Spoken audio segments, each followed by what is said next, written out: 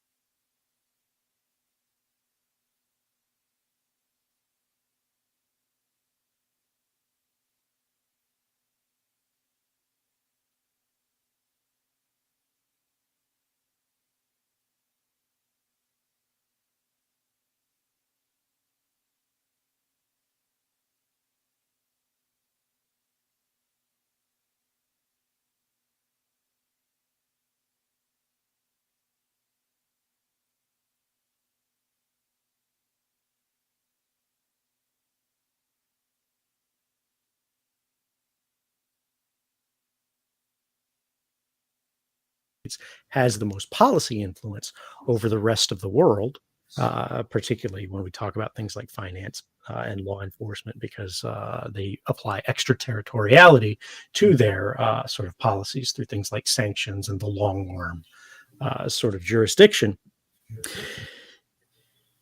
When you look at Democrats, when you look at Republicans on these issues, there is a bipartisan consensus in favor of authoritarianism and greater authoritarian policies. The idea that we have a limited government, the idea that there are certain things the government cannot do, is really not embraced. Instead, we have people will go, well, the way government does this, should be a little bit more procedural on this side, and it should be a little bit more strict on this side. But the idea that they simply can't do that, or they shouldn't do that, or that's not a role for them to embrace, is a minority view. We have actually seen some encouraging steps here. For example, the Bitcoin people that are working like in Texas, they are beginning to capture some of the membership of Congress. And that's actually a tremendously positive thing, even if they never pass a bill, because simply passing no bill is better than passing bad bills. When you talk about things like the U.S. infrastructure bill, which was cited earlier, and I haven't followed this closely, but the idea here is you've got a lot of sort of lobbying groups backed by traditional finance, right? Who see what I was getting into in the last answer, a threat to their sort of hegemony in the classic system, because now a parallel economy is rising in the digital space that uses its own tokens, it uses its own currencies, and it doesn't require sort of direct, tight links with the legacy system. And they go, well, how do we capture that? How do we influence that? Why don't we pass bills to try to make them subject, these new young upstarts, to the same kind of regulatory capture that we ourselves in our industry is burdened by? The thing is, when we do that, what we're building is a monolith of control, right? This is the old sort of panopticon thing. You have a central tower that all of the sort of residents who surround it have to answer to. This is we have to remember, this is a legacy construct. It does not have to be this way. It is not necessarily better this way. It is simply the way that it is.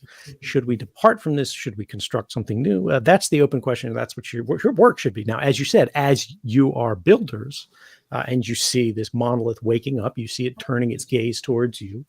What do you do? And I think this is a core question. It's a very difficult one. When we talk about something like Tornado Cash, there was nothing wrong with Tornado Cash legally. There's very clearly, in my opinion, nothing wrong with Tornado Cash constitutionally. And we can discuss this at length later. But the basic idea is that somebody published a smart contract on the blockchain. Other people use the smart contract. And now, years later, months later, whatever, you have governments being pressured, certainly by the United States government, right? You're not going to see a country like the Netherlands waking up one day and go, you know what we're going to do? We're going to shatter the crypto economy. We're going to go after smart contracts. No, they just simply do not have that level of sophistication. They do not have that level of staffing. They do not have that level of policy advisors. What you see is the U.S. government in their intelligence sector starting to go, oh, well, we think, North Korea or wherever used this thing. We don't like this thing. We haven't been able to act against it independently. How can we send a message?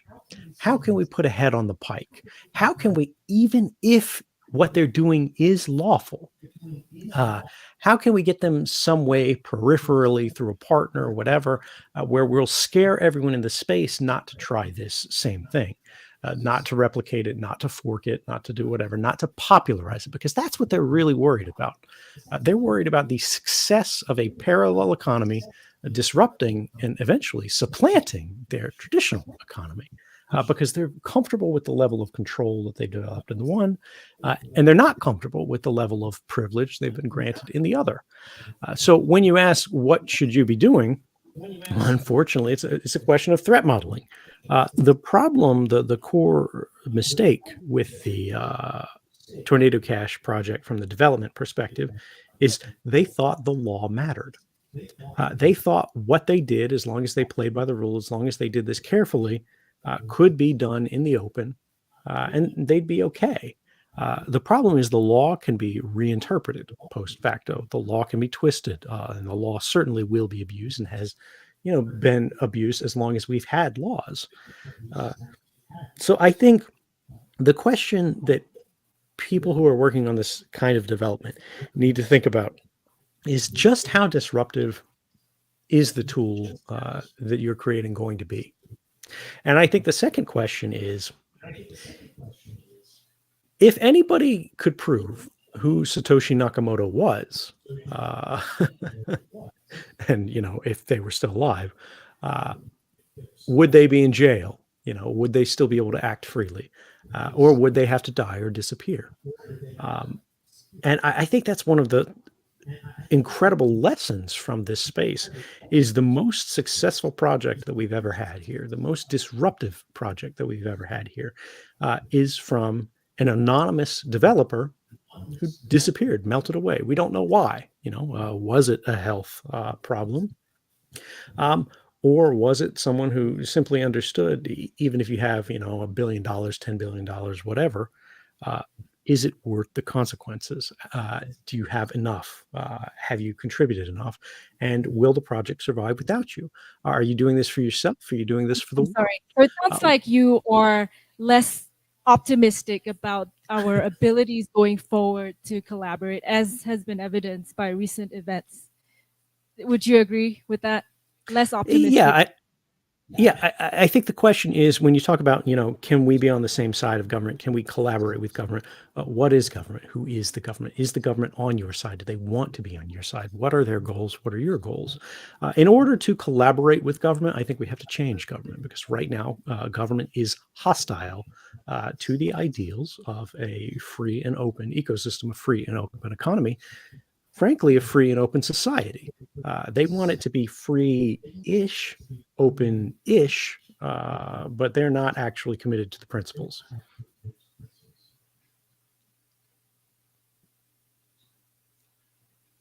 Ex-NSA chief Michael Hayden has been quoted, "We kill people based on metadata."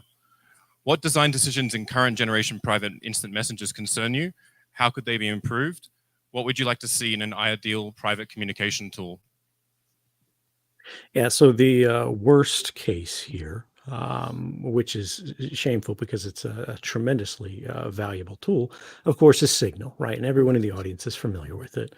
It's really a best-in-class private messenger. I use it myself. But for the average person who can't just, mint fake phone numbers,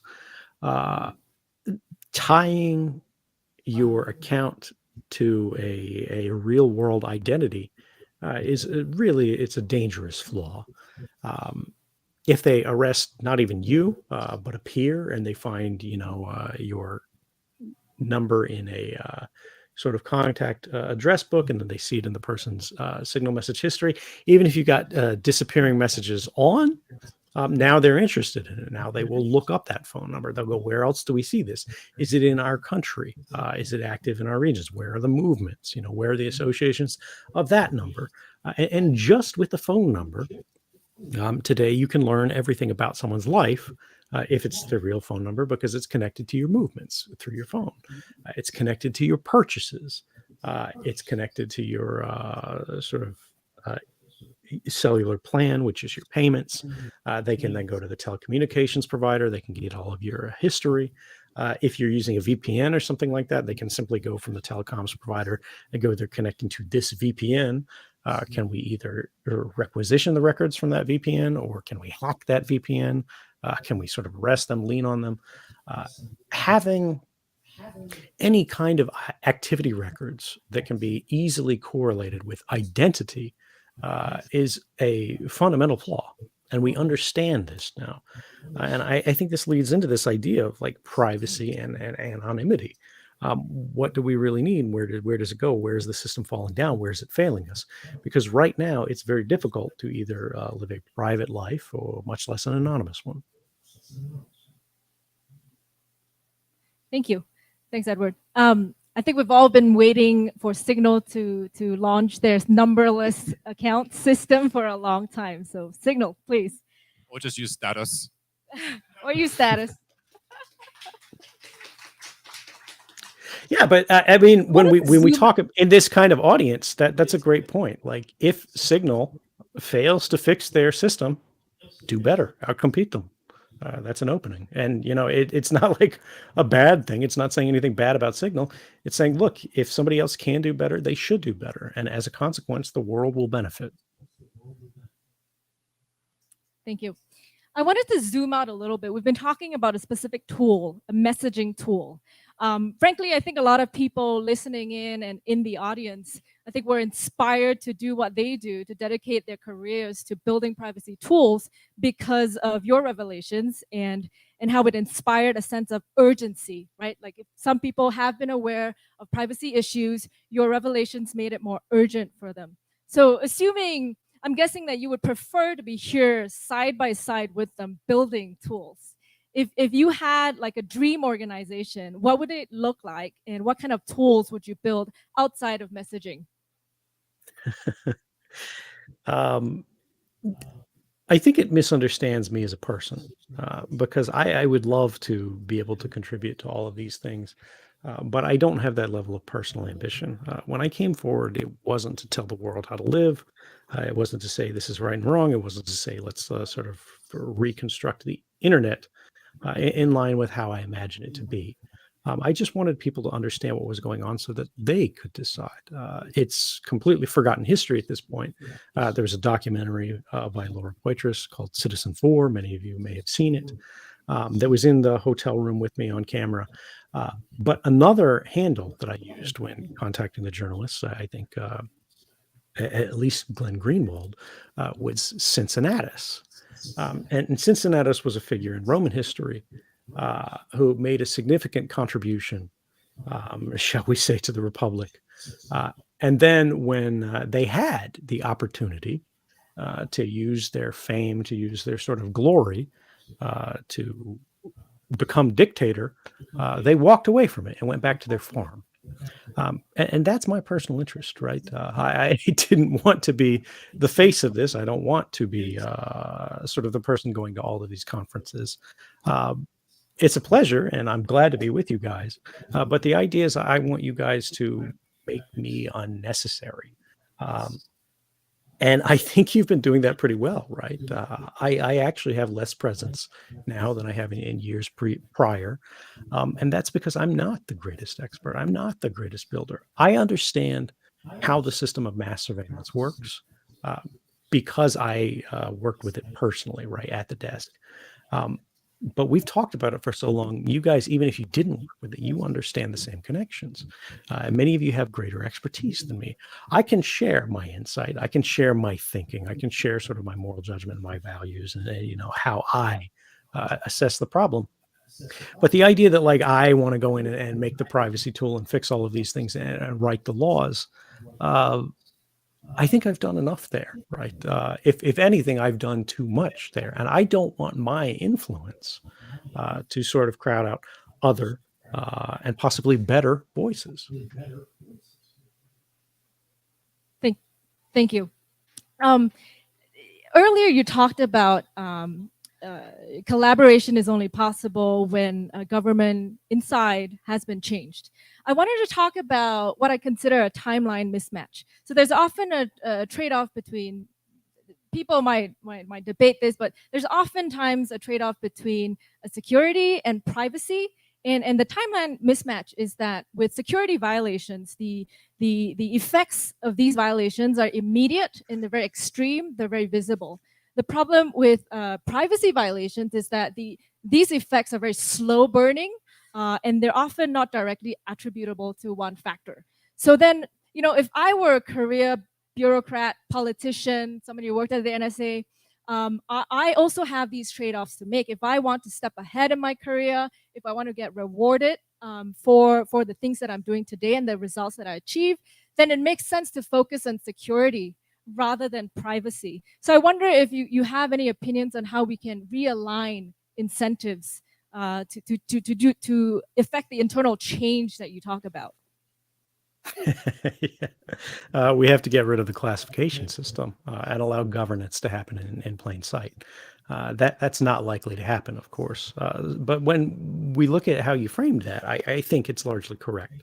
The best analogy that I've seen is that the data collection problem is very much like pollution, right?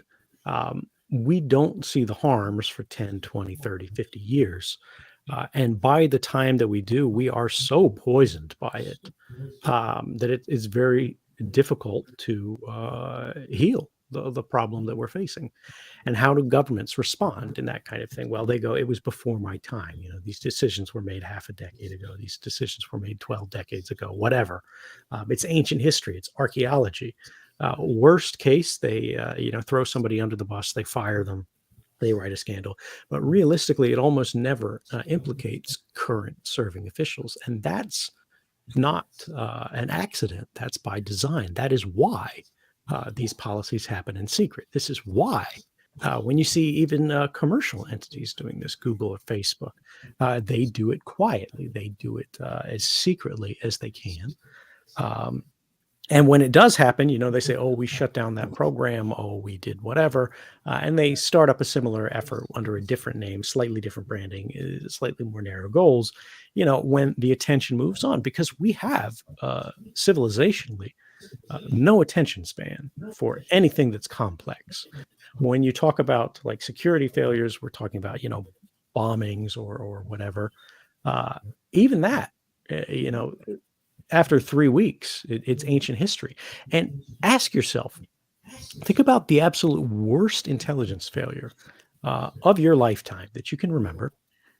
And then ask yourself, how many intelligence officials were fired as a result? Who went to jail, right? Who had to resign? Who, fell on the sword for this? And the answer, of course, is nobody. It never happens. That's not how it works. Accountability is not intended for the government.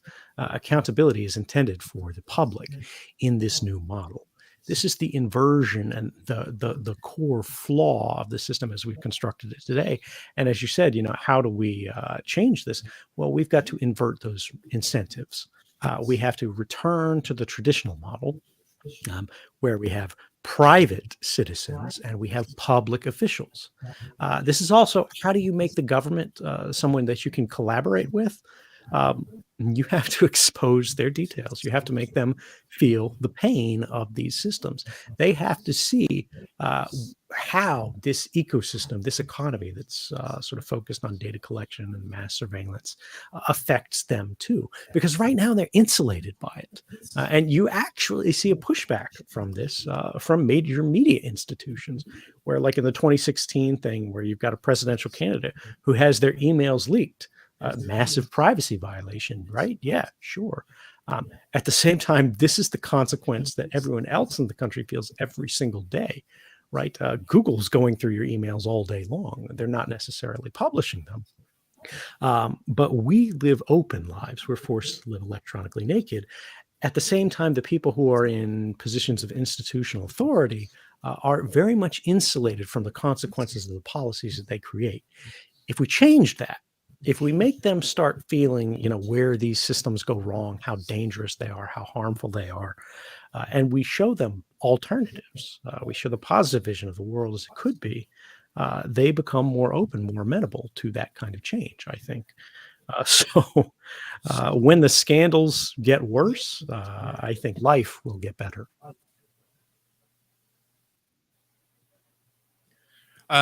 You partially answered this question, but I'll ask it anyway. In your book, Permanent Record, you described the internet we used to know, one that was creative and cooperative, a culture that could produce more truth. Do you think we can return to it? Is there any salvation for the internet or advanced governments today? And if so, what reforms or changes would we need to achieve it? It's a very interesting question. I think when you look back at the internet as it was, as many of us might remember, at least the older among us. Now I'm one of the old ones, right? But fortunately, there are still people with more experience than me. We've got a live mic somewhere that's feeding into me. Sorry, can we mute that mic? Thanks. Yeah, so we have. Now we've got feedback. Sorry, I lost the question.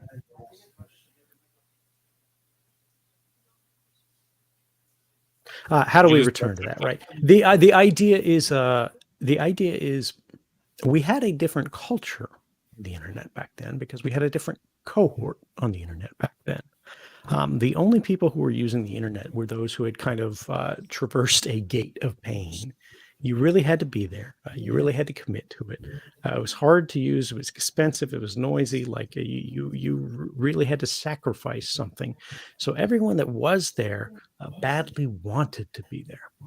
Now we have an involuntary internet where you have to be there. You have to have some kind of presence just to participate in the economy, right? To apply for a job, to get invited to a party, to order your groceries. Now that our physical movements are often prescribed where we can travel because of pandemic measures and things like that. More and more of our lives is being mediated through this network that people have been pushed into, right? And so now you have truly the mass of humanity, many of whom are just there because they have no choice, right? It's not the kind of public commons that we have to keep up, but more they see it as like sort of a private space that they have no responsibility for upkeeping, for improving. So now we're suffering from a tragedy of the commons. I think as we move to new models of connection that have more of a sense of ownership, right? This is their room, their home, their network, their graph, their connection, whatever, where they are the ones who are curating and connecting and messaging. Within these spaces, we see people still feel a pretty strong sense of ownership. And this even goes to things like, Twitter. When somebody loses their Twitter account, they really feel aggrieved. They fly off the handle, right? They're trying to set up their own websites to compete just to get back on the wheel. That's one service. But the idea here is when you are a pioneer, you share in a sense of ownership. When you go to the mall, you don't really feel like you have to clean up after yourself.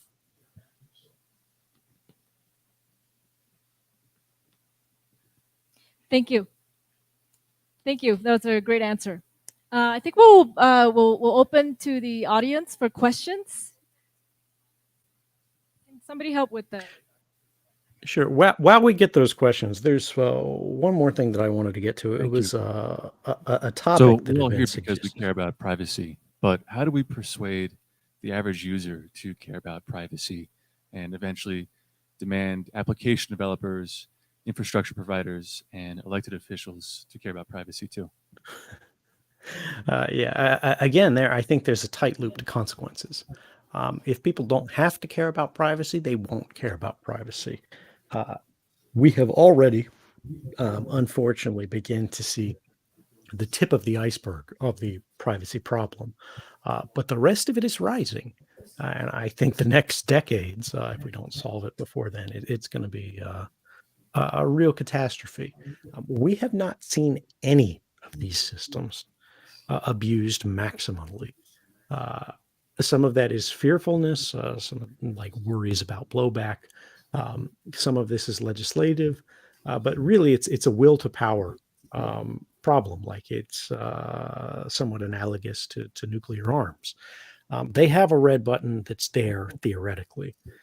They understood it could be done. Actually, this is before the invention of atomic weapons. They understand that they could split the atom in a way that's not used for power generation, but for directed energy application. And they're not using it because of the consequences, right? They worry, what will happen when other people do it? Eventually, somebody will get froggy and hit that button. And I don't just mean this in like a cyber attack thing. This can also happen corporately. Right now, they feel like that we see scandals about Facebook. They worry about their stock price.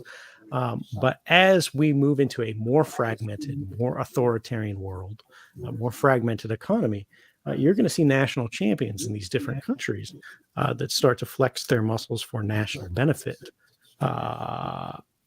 and the other side of the equation is balanced by the global consequence.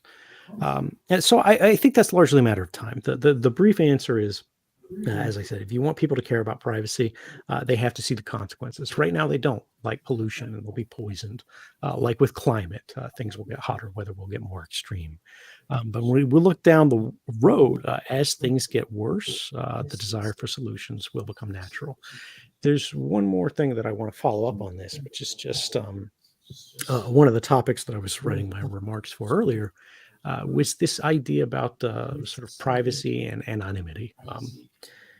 Which one matters more? Which one should come first, right? If we have to pick between one or the other. And I think it's a mistake that we can pick and choose. When you think about what they are, what is privacy? I've given all of the things about like human rights, and privacy is where rights derive from. It's the power of the individual, all these things, the protected space for you. But what does that actually mean in a practical sense? Well, privacy is a cover for your activity. All those things we talked about with metadata, where you go, who you talk to, what you buy, who you're with when you wake up, when you go to sleep. It's a delegable control over disclosure. You can tell other people about this, but no one can know about that without you telling them first. Anonymity, on the other hand, is a cover for identity. Someone can see you driving through town. They don't know who you are. They just see a car from far away. They don't see the plates, observe it, but they know a car went from point A to point B. Losing that link, or rather establishing that link between action or activity and identity, is where the problems really arise. It's hard to maintain either. I think it's a mistake to focus on privacy as the product of confidentiality, at least the product of confidentiality alone, such as in the context of like business relationships. And when you guys are thinking about establishing businesses, this is important. If Google holds your inbox, but it doesn't share it with others, they say we have policies against that. It's not true, but imagine, for the sake of argument, that it were true. Does that make your inbox private? No, because even if they didn't choose, if Google didn't choose for more than 10 minutes to keep the whole, all of their sort of algorithms out of your inbox, they could go into it. They could read your inbox. They could share your inbox, even if they didn't choose to. Now, that inbox may be more private than, if you just took everything and laid it out on the road outside your house, plastered the facade with it, printed it on your T-shirt. But that doesn't make it private because you've lost control over it. Now, that control that should be yours to assign is now assigned by other entities. And I think that's what's at the heart of privacy. And this is what's missed, and people don't like it because it's strong language. But there is control there, not control over others, which is what we call violence, or Google, or government, right? But control over yourself, control over the things that belong to you. And if this ever seems abstract or obscure, you got to remember that the basic idea is encoded in our language. The private moment, the private thought, private property. Now, for as long as the world has had violent men within it, women have known that the real test of privacy is whether a thing can be kept private from someone in a relationship of unequal power with you. Like the best password in the world can't keep a phone locked against coercion or compulsion, against the raised fist and sort of the snarled demand. Yet that same guy can be thwarted. He'll never find his way into a $10 Nokia with no security, no PIN code, no lock, whatever, that she keeps at the office because he doesn't know that it exists. That kind of anonymity in this case of device, right?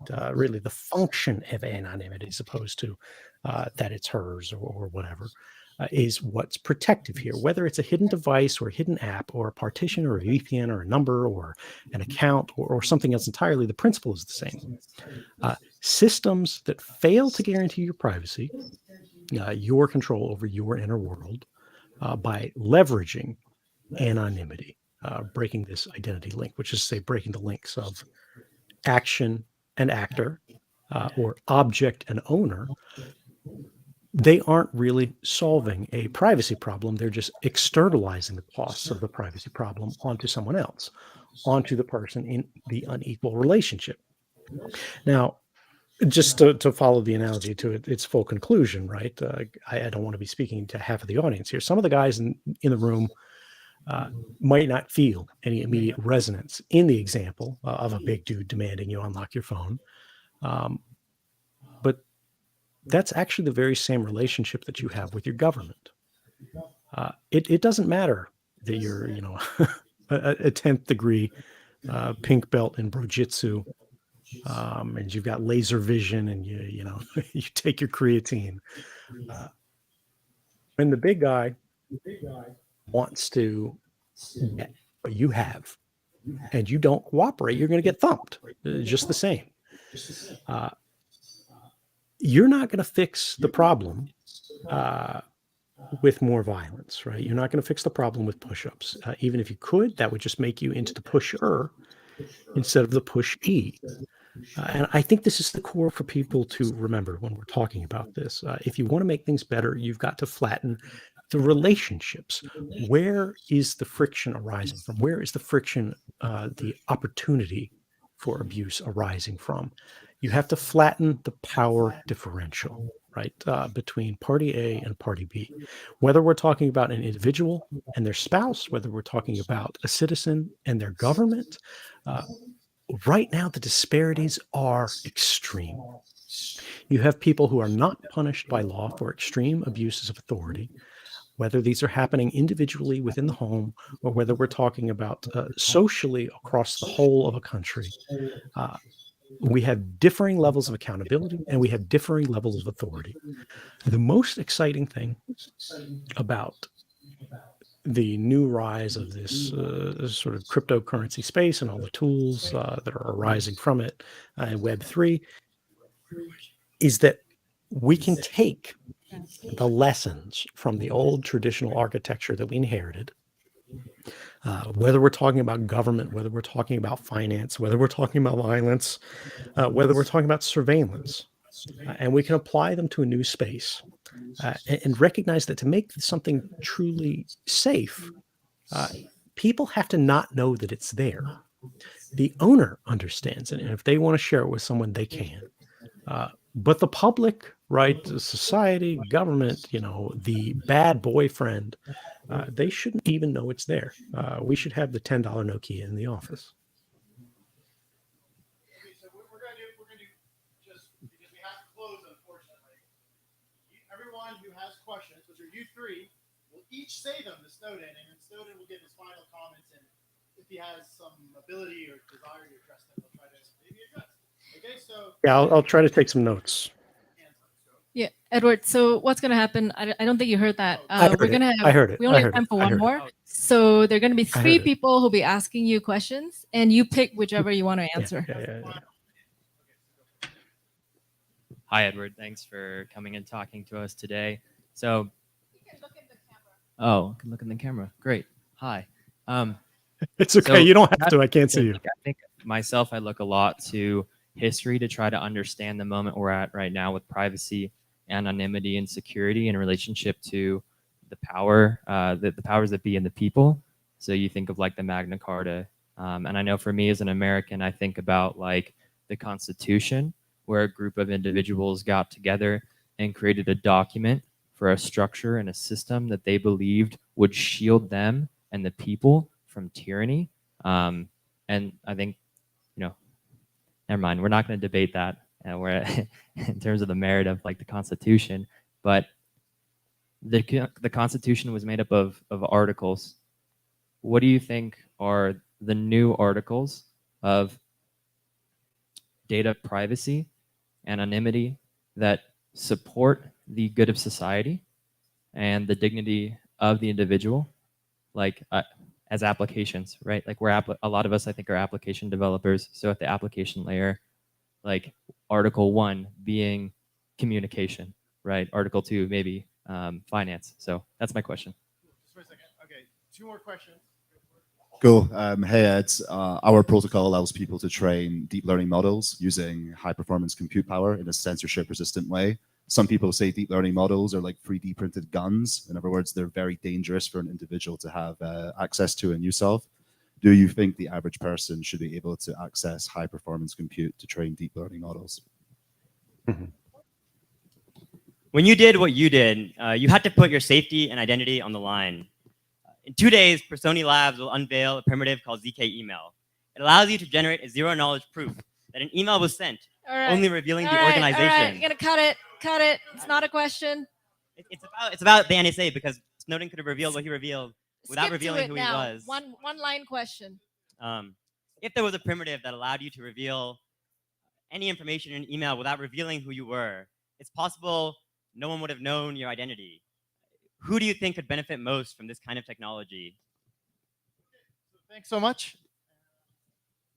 Okay, Do you I'll have try to them? go You through want me them. to repeat them?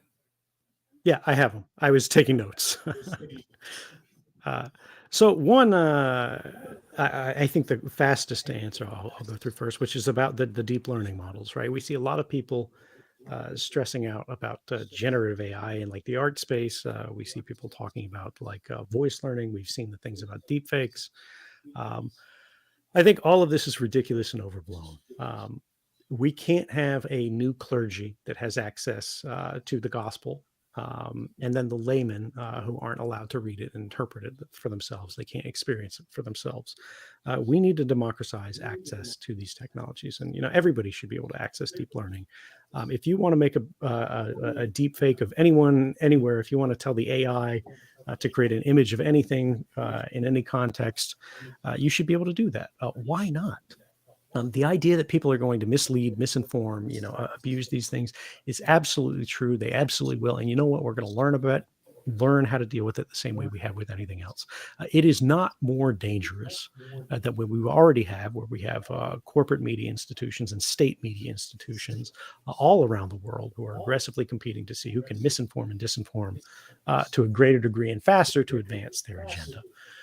When we look to the question about the Constitution and sort of what is the new Constitution, unfortunately, I can't write you a new Constitution on the spot.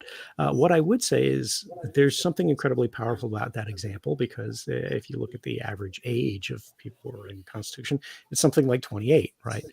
These were very young people in a fraught circumstance who really remade what government could be, at least in the context of their moment in history. It's not to say it's the end of history. It's not to say it's the best government, right?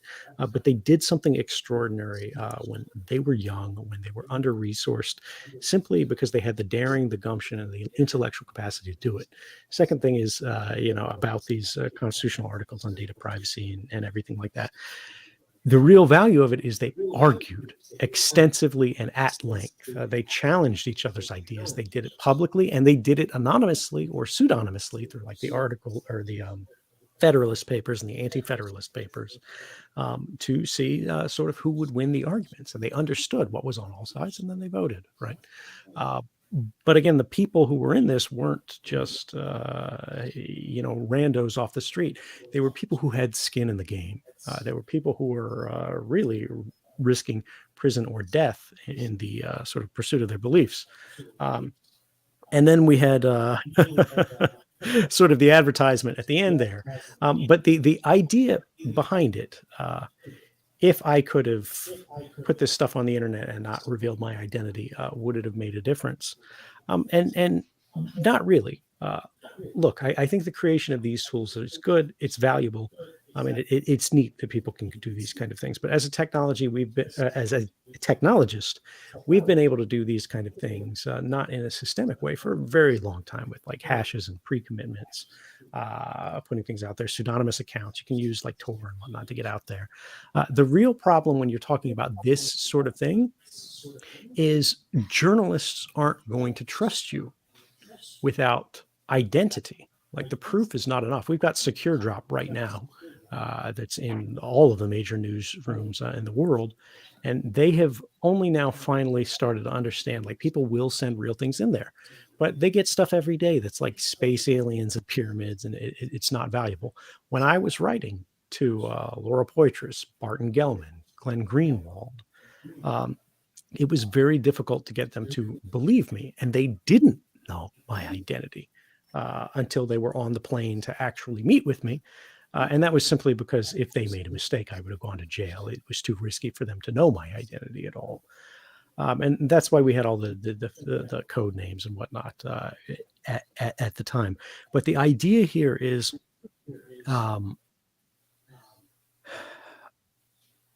it's not that we erase identity. It's that we return the power of identity to those who hold that identity. Just as I chose to withhold my identity for the larger part of the collaboration with journalists, but then eventually I established it to sort of get them over the border and establish my bona fides with them. It's the same thing for the internet in the future, right? People should be able to go to a friend after they said something, whatever, something got 10,000 likes. It can be banal. It can be meaningless. But to them, it has meaning. To their community, it has meaning. And they go, look, I did that. And they can prove that. That's valuable, right? But the world doesn't need to know that. Google shouldn't know that. And the government must not know that. And that's all I have to say. Thank you.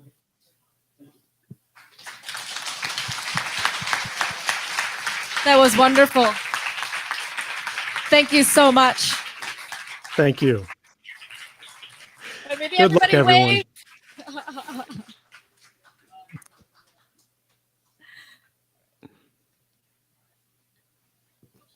I think I was asked. All I don't right, know if you thank guys can everyone. still hear me. Thank you, Snowden. Sorry, I think you're still No, go trying ahead. to say something. No, it's fine. It's fine. It's fine. Go ahead. Say goodbye. All right, cool. Well, thank you guys. So we're going to take a quick break for lunch right now, and then afterwards we'll come back and we'll dive deeper into 2 p.m. Yeah, let's do it. 2 p.m., 30 minutes. Eat fast. Thank you.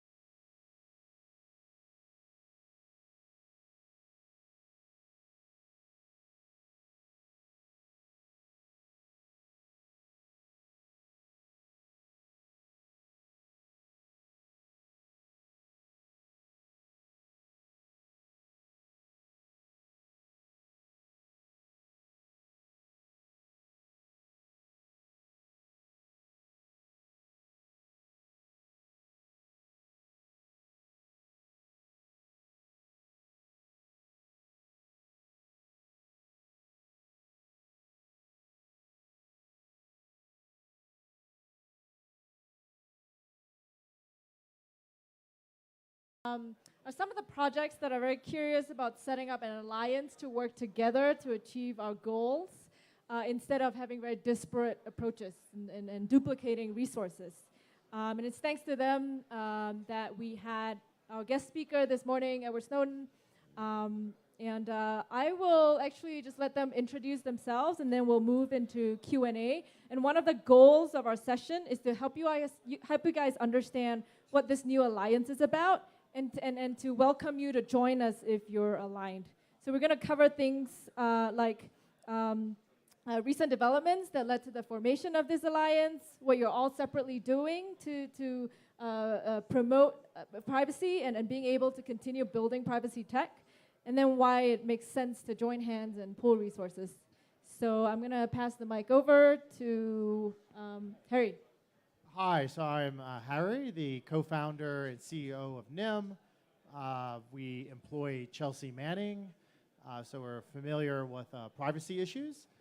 We built a mixnet, which is like a layer 0 super VPN or super Tor-like solution, specialized for cryptocurrency and messaging. And myself and Seven from Orchid, who's not here, we're discussing doing kind of some combined privacy alliance or DAO.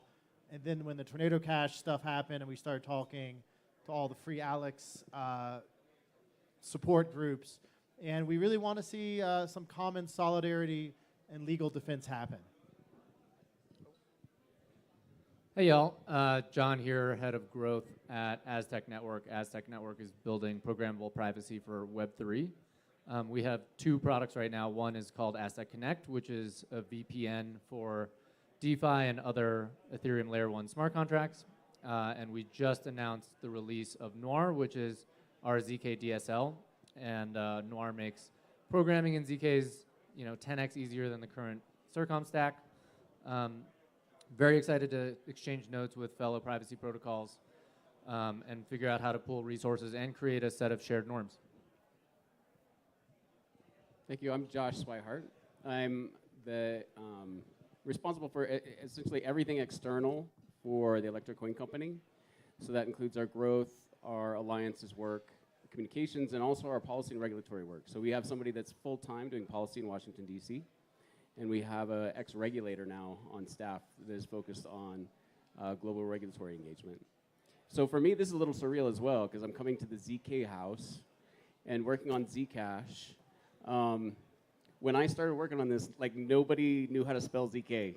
So it's pretty amazing that there's so much going on in this space, and there's so much talent here. It's really phenomenal. So thank you all for coming. Woo. Hi everyone, my name is Silvia.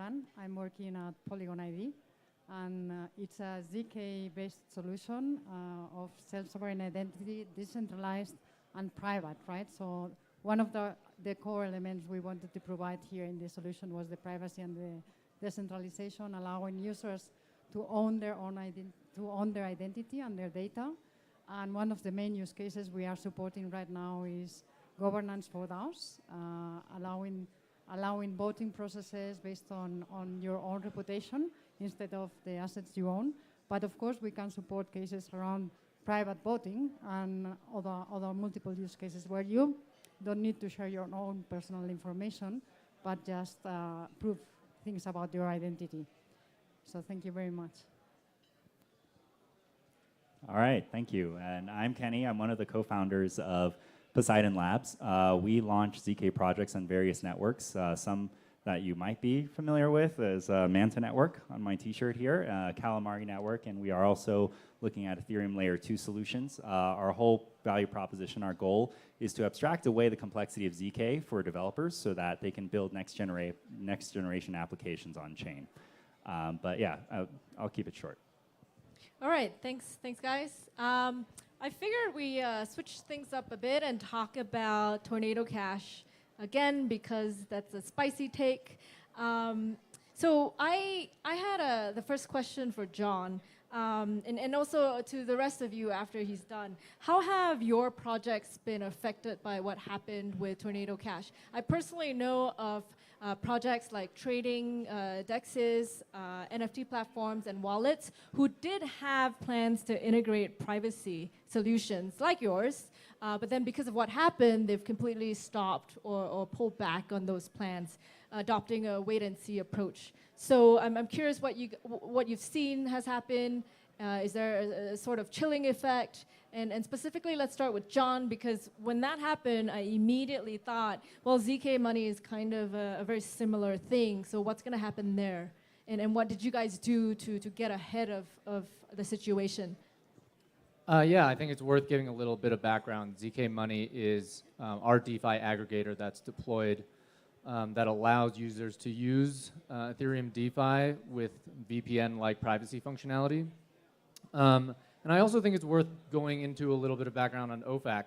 OFAC is really this financial intelligence agency that was created by the United States over a century ago, but really gained a lot of power during World War II, sanctioning Nazi entities. And so it's not a regulator. It's not a body that you can really have a substantive conversation with. Our reaction to the OFAC sanction was, first and foremost, to stay alive, to make sure that we did not also fall victim to a sanctions regime. And what that meant to us was balancing credible neutrality with practical deterrent effects. And so what we did was we limited the throughput of ZK Money to ensure that it would be very difficult, for instance, to execute the same kind of anonymization of over $500 million or whatever the Ronin hack was on Tornado. I think the popularity of such limitations is definitely still being adjudicated by our user base.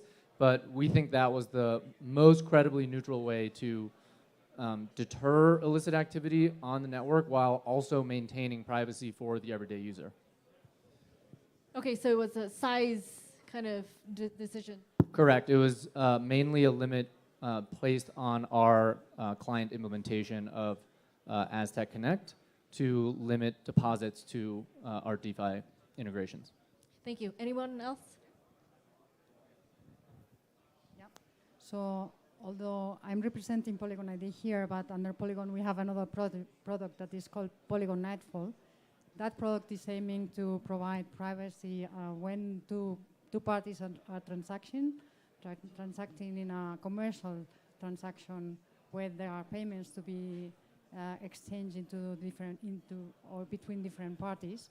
And this is using rollups, right? And to provide the privacy between the parties that are transacting, not showing the information about the amounts that are to be transferred and so on. So kind of in the direction of the privacy you are providing also in Aztec, using different methods maybe. And the first time we heard about this case, we decided firstly, stop, let's put everything in standby. Let's analyze what are the consequences if we continue doing that. Start involving our legal department, compliance department, understanding what are the consequences, should we continue doing this in this manner. And the first thing that we realized is that there is a lot of gray areas. The regulation is plenty of holes. We don't know the rules of the game yet. You ask to two different legal, to different compliance people, they can have different opinions on how to approach this topic. So the approach we are taking right now is maybe start KYCing the parties. However, doing it in a manner that they can continue transacting on a private manner, right? So after doing a KYC, they will be able to transact, just proving that they are parties that are not involved in any embargoes or sanctions, and so on and so forth. But of course, the first reaction was stop, stand by, analyze, and measure the risks that we can take before continuing transacting. I'll add a little bit, because like shit got real after that, and the first phone call that we got with the request for the meeting was with the White House. So we had that meeting. I won't go into the details of that meeting. 2 days later, we had another request for another meeting with the DHS, the Department of Homeland Security. All this stuff, all of this privacy stuff, it's in the crosshairs. Ed Snowden said like the crypto wars really never kind of ended, except maybe restarted in 2013. I don't think it ever really ended. And so if you remember those crypto wars, I'm old enough to remember those crypto wars. There was something called the Clipper chip, and the idea that this chip would go into hardware and you'd be able to get access to messages. Now, the government claimed they didn't have necessarily the keys. They had the solution around key escrow, where you could take parts of keys and it could be private-public partnership. Those same kinds of conversations, those same kinds of requests are still happening. They're the same ones that happened decades ago. So everybody here that's working on privacy-related things is part of a generational fight for our rights and for the dignity and security of people. So I want to go a little bit into some of the mechanics of what actually happened with Tornado Cash. So just to be clear, so most people in the cryptocurrency space are very familiar with securities law, which is a very what's called a civil body of law. You're probably familiar with Gary Gensler, who wants to put Vitalik in jail, stop token sales, customer protection. Now there's a whole other criminal body of financial enforcement. So you have FinCEN, Financial Crimes Enforcement from the United States, and OFAC, right? Which essentially which sanctions historically people and property, which is kind of on America's shit list. So if you're Hezbollah or you're Russia right now, you might be on an OFAC sanctions list, and the concept is that they will stop you from transacting financially, and this is because they want to destroy you and have you surrender or whatever. And then what happens is an OFAC and FinCEN can recommend you to Department of Justice for a criminal investigation under whatever criminal law they think you've broken. And they do produce guidance, right? So FinCEN has already produced guidance in 2019, I think, where they basically argue that DeFi should be either KYC'd or illegal. And it's actually lighter weight than what you see the FATF pushing. And various countries have kind of loopholes. In Switzerland, you only have to KYC after a certain amount. Now, what OFAC did, which no one really saw coming, was at least I didn't see coming, was actually sanction a smart contract. So it's sanctioning a piece of code, and that's clearly not a person, and it's not property. And then the second thing which happened is then Alex, one of the developers of Tornado Cash, was then arrested, but with no clear charges. And they have this thing in the United States where they can put you, they actually can't do this in the United States. They can do it in the Netherlands, where they can put you under some sort of counterterrorism arrest, I think for 90 days. I still think we're in that 90-day period. So to my knowledge, Alex doesn't have charges yet. If he does, I'd love to know what they are. But I believe that probably came through some kind of pressure from the US government to the Dutch government. I'd be shocking if the timing was just accidental. Now, from NIM's standpoint, what we do is we are a Swiss company. We're very good friends with our local canton, and we minimize all interactions with the United States to as much of extent possible, because we believe it's a very dangerous and hostile power to cryptocurrency in general, and definitely to privacy. That being said, there are some people in the United States government who've asked us for advice. Ron Wyden on traffic surveillance, when the Team Simru, who's on the board of Tor, weirdly enough, when it came out that they were like monitoring 90% of internet traffic, which I doubt is true, but still is bad. But then we also, the thing with OFAC, which is really scary, is that OFAC applies internationally. So even Switzerland typically has to comply with a US-driven sanctions list. There's no way out, because no one really wants to be fully put out the world financial system.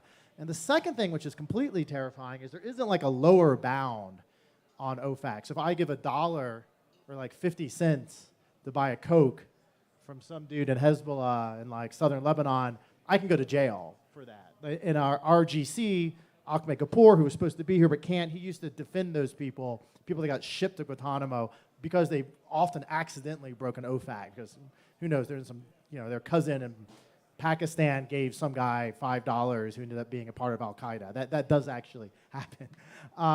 And so I think it's a really scary precedent. and it's one that we should fight back against. Insofar, in particular, is that OFAC itself is terrifying and is not effective. You want to see how effective OFAC is, just go to Cuba. They're doing just great on the sanctions list. Sanctions historically have little to no effect on actually accomplishing making someone give up to the United States government. Russia seemingly more or less fine after a lot of the sanctions, so forth and so on. So I think there should be some argument if sanctions are a good tool at all, particularly the draconian sanctions that seem to be very old-fashioned, pre-digital sanctions put forward by OFAC. But then what's even scarier is the overreach of OFAC to apply to code, which I do believe should be protected by free speech protections, is completely something that we as a community should push back at. And my honest bet is, from my brief interaction with the U.S. regulators, is that they're actually pretty fucking dumb, and that they probably could relent if they were pushed enough by intelligent people. But we'll see. We don't know. Okay, so speaking about pushing people, I think in general what you said about targeting a set of contracts instead of persons and property, a thing that is not somebody's property, I can understand that. I wanted to talk about something that Katie Hahn herself wrote on her blog, and that relates to your code of speech point. I'm kind of afraid of sitting right next to you making this point, but you talk about code as speech as protected by anything that protects freedom of speech. Katie Hahn quotes Eugene Volokh. He's a professor of constitutional law, and according to her, she basically wrote the textbook on the First Amendment. And he says that speech is not freedom of action. It's not freedom of stuff. And code looks a lot like stuff. He's skeptical about the prospect that I'm just quoting, that one can just set up mechanisms for doing all sorts of things and have them be protected because those things operate through code. Personally, I believe that just saying something is written, therefore it is speech, therefore it should be protected. I don't agree fully with that. I think there are things that it achieves that you have to think about. So I'm curious, you clearly have a stance. I'm wondering on this panel if you guys have more nuanced takes.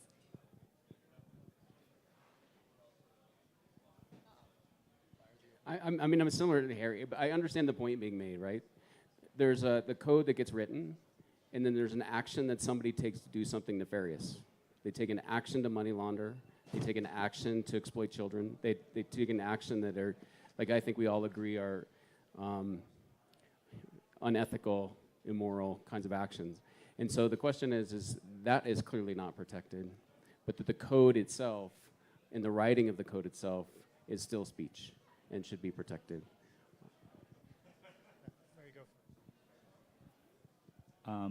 Yeah, to kind of piggyback on that, and also the previous question, right? I think one recurring theme from all the answers that were given was that there is some sort of nervousness, right? Some sort of pause, but I think that pause, we should distinguish between the actual development and the innovation versus the deployment and the business use case, right? And I think that kind of ties back to your question now about is code freedom of speech or is it a tool? I think once you deploy it, right, once it goes onto the market and it starts being used, right, you do have to think of it as a quote unquote product, right? We call our products, well, products, right? They're product managers, not freedom of speech code managers, right? So as a product, whether it's physical or digital, I do think we do get into that territory of responsibility. And I think going back to the first question about, just have we taken a pause? I think the general answer has been mostly, okay, on the business side, on the deployment side, are we gonna launch it?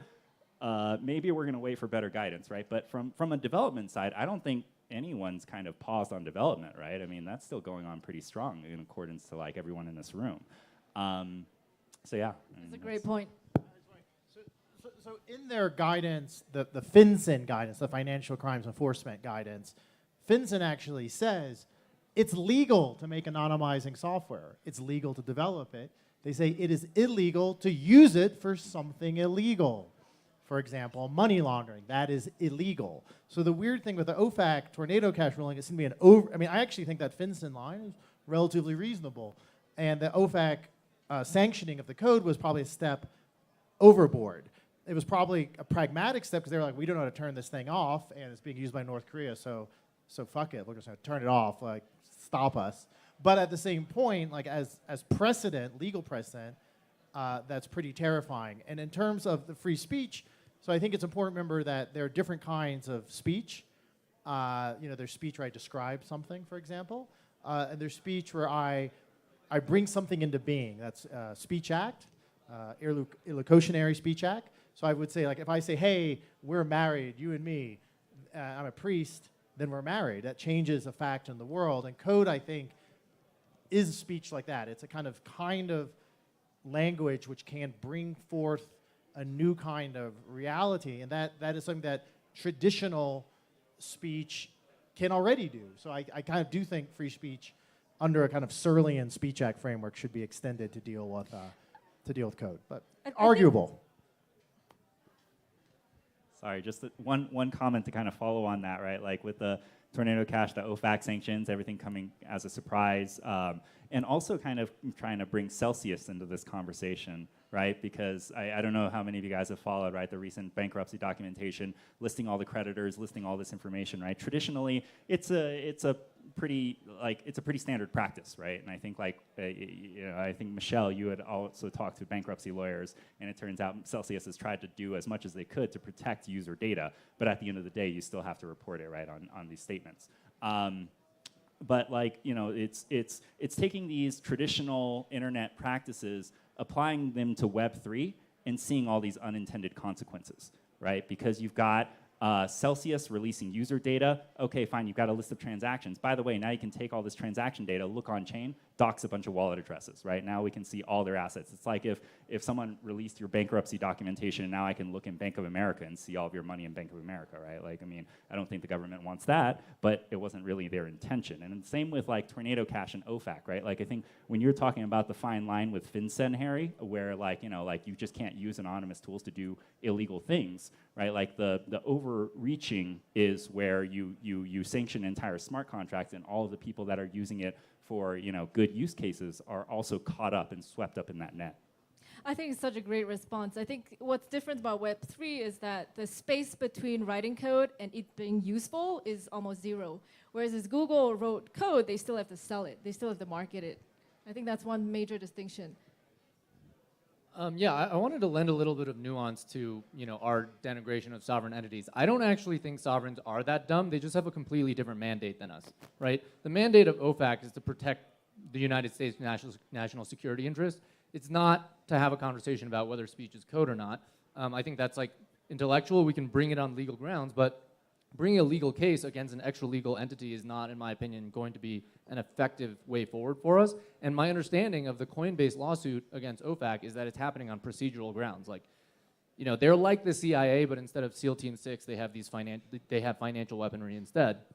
And so I actually think the approach that we need to take as privacy protocols is to be very pragmatic about the balance of harms. OFAC could have just said, like, Ethereum's banned. They could have done that, right? If they deemed it a sufficiently large national security risk, they could have done it, and we all know that any financial network has illicit activity on it. So why aren't financial networks banned? Because there's some judgment here on the balance of harm. There's some amount of illicit activity, but the preponderance of activity is legitimate.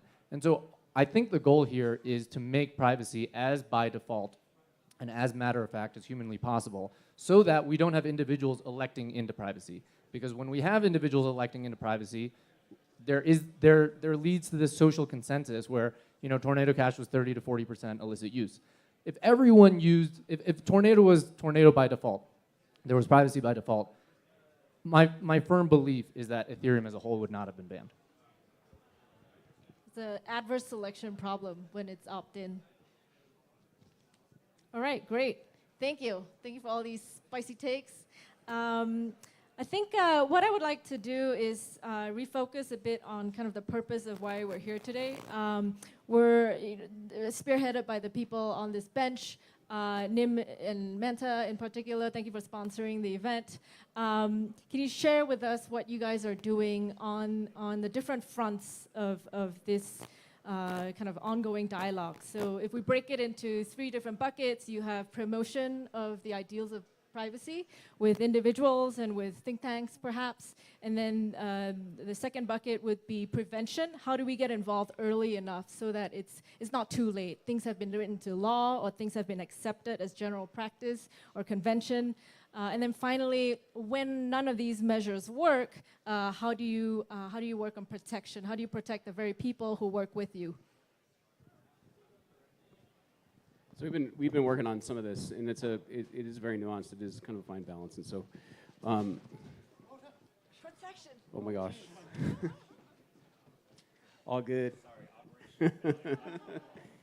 Stools on the end of the ledge. So I think all of these kind of threads are really, really important. One is just as a narrative. What do we believe as people about the dignity of people? And do we share a common narrative? So like I wear the shirt, privacy is normal. By the way, I've got 3 left. If you want one, find me out there. 2 left. All right, we got 2 left. Going fast. And so in doing so, like we can work with, as Michelle mentioned, think tanks. There's private-public partnerships, which means there are people that are working in governments that are interested in protecting the privacy rights of their citizens. They recognize that it's important for the citizens' dignity. They recognize that it's important for the sustainability of businesses and technology within their jurisdiction. And they recognize that ultimately it's necessary for national security to protect their own interests. So those narratives are really important. So we meet with policymakers on the Hill. We meet with regulators. I'm more optimistic than Ed was about some of these folks. But I will say, like regulators, I think it's a fair point. They have a mandate, and they want the tools that they can use to be able to catch bad guys as quickly as possible. And so they're going to fight to keep those tools. And I think it's important that we recognize that that is their charter and that is their mandate. But there is this balance here. So we need to work with policymakers on these narratives and help develop a kind of a common language. On the kind of mitigation strategies and what we can do to prevent, I think it's really important that we take a hard look at the laws that are being written. Sometimes policy gets written so broadly that it can be interpreted very narrowly by a regulator. So you work a deal. We saw this happen with the Patriot Act. We saw it happen with BSA, with the Bank Secrecy Act, where the regulator can then interpret that law in a way that best meets their need. So it's really important how that language is crafted. So folks like in the US, like Blockchain Association and Coin Center are really important. There's less, my understanding is there's less of that happening globally. The EU is a little less organized, but we need more of those kinds of voices. And then finally, there's like what do we do if this all comes down? And that's some of the stuff that we're talking about as it relates to this group that we can talk about a little later. I would like to ask something about the promotion. So at least what we are doing, or we have been doing in the past months, from what we were Eiden 3 before becoming part of Polygon. We were meeting with a bunch of, I would say we had about 50 meetings with MEPs, so members of the European Parliament, just to let them know. It was a mission of evangelization, so to say, just to let them know what the ZK technology can do on privacy, because I think the first thing they need to understand is the technology, to see the usability of this technology, and then avoid this trade-off that nowadays exists between security in the sense of ensuring that anti-money laundering and the KYC and everything is in place, but without having to share your own personal data, right? And then we were talking to them, just letting them know that there are technologies very innovative nowadays, like ZK technology, that allows this possibility, and then trying to influence them in the shaping of the new regulations that are coming, at least in the European environment, like the travel rules. I don't know if you have heard about them, where you finally need to share your own personal data with the exchanges, and the exchanges will exchange that information with the other exchange you are interacting with, right? And we believe there are other ways of doing that without having to share your own personal information. So what I believe is that we need to train them, right? Understanding what is possible nowadays, and also influence a bit on the way regulations are being shaped. There are and tons of regulations that work for the traditional banking industry and the traditional world. But I think we need new regulations for the Web3 space. And then we need to, in this alliance that we are creating here, I think help to influence the creation of these new regulations that bring and accept and embrace the privacy aspect in there, right? Yeah, and also I think like, we've been talking a lot about, the initiatives on the regulatory front, but I think like another aspect of this is like, the adoption and the developer advocacy, right? And I think like John made a really good point and Michelle summed it up pretty well as like, adverse selection. I think someone, one of the audience members in the Snowden talk asked a question to Snowden, like, how do you make people care about privacy, right? Like if we were to try to preach door to door to 7 billion people and make them care about privacy, right? They're already existing in a world where, the convenience of clicking I accept terms of use is much better than reading through like 20 pages of documents that they don't even understand, right? And so like, I don't think we're going to get there and beat out this sort of adverse selection problem by targeting the users themselves, right? I think like, taking the application approach, bringing privacy and privacy functionalities to the application side from a developer standpoint, I think is going to be much more broad reaching. And from that perspective of adoption, I think really puts, like on-chain privacy onto the right track. So, yeah, I mean, I think privacy effectively is something that, while a lot of people say after the I think it was Scott McNeely from Sun that said privacy's gone, forget about it. But actually, we've evolved as humans over thousands of years, and when I say something to someone else, I don't expect that someone in another building, either in Fort Meade or in Moscow or who knows where else, is listening to me. That's not how I'm thinking when I'm talking. And if I do start thinking in that way, then I'm going to become paranoid and express myself differently.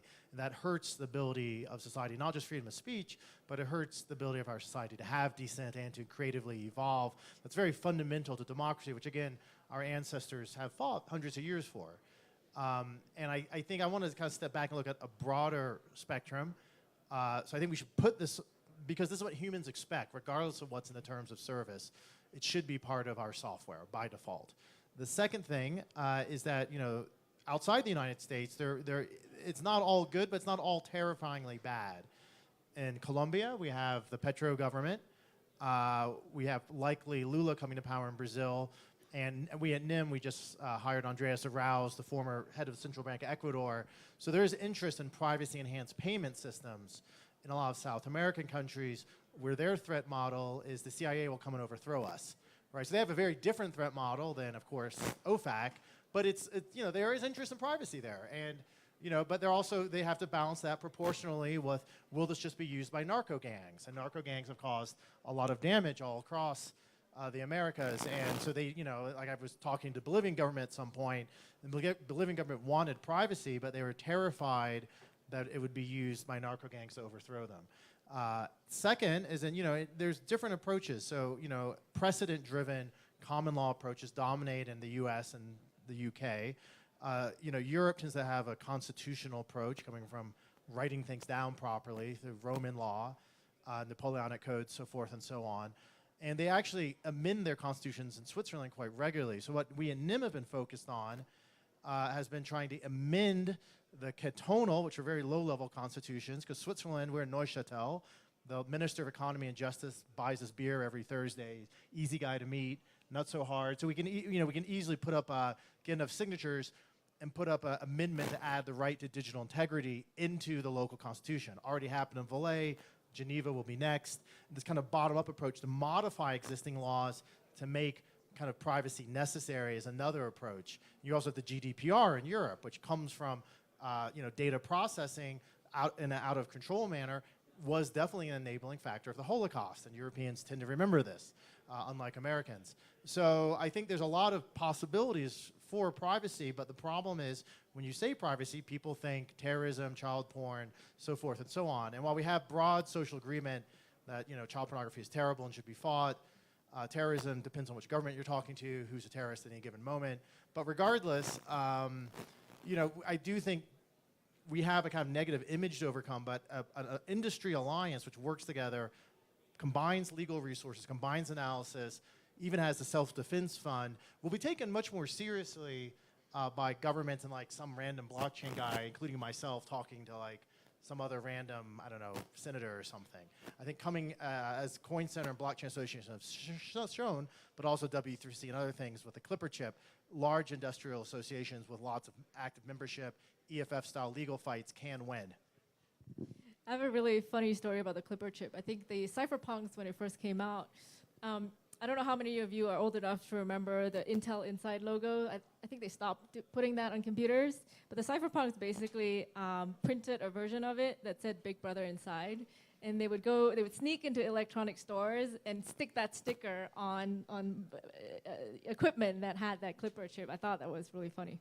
We're almost out of time for kind of a formal panel session. We'd love to turn it over for questions. And I think maybe, Harry, you want to talk about kind of the overall purpose of the Alliance and what you're looking for as people step forward to show interest.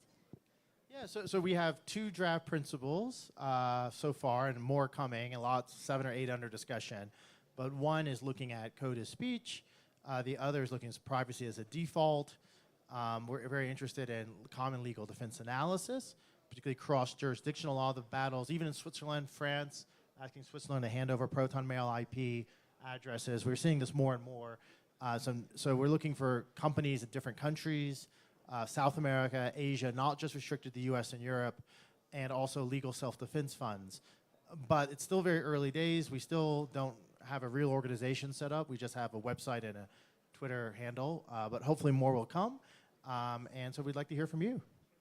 I think the website is privacyalliance.org if you want to show interest there. But otherwise, I think we have time for maybe 2 or 3 questions.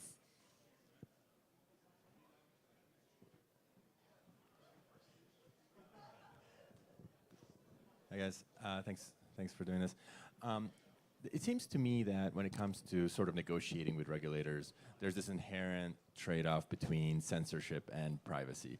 So if you say, look, we're never ever going to censor a transaction, that's very problematic for them. Whereas if you're able to say, look, we're going to offer our users privacy, but if you give us Al-Qaeda's addresses, we won't let those go through, right? And so I'm curious how you guys think about those trade-offs, especially as John, you were talking about, you know, doing if you do privacy, let's say at the Ethereum layer at the layer 1, but then how do you maintain full censorship resistance at the same time?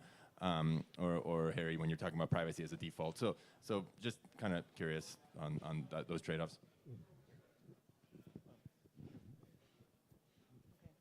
So that comes a bit to the point I mentioned before, right?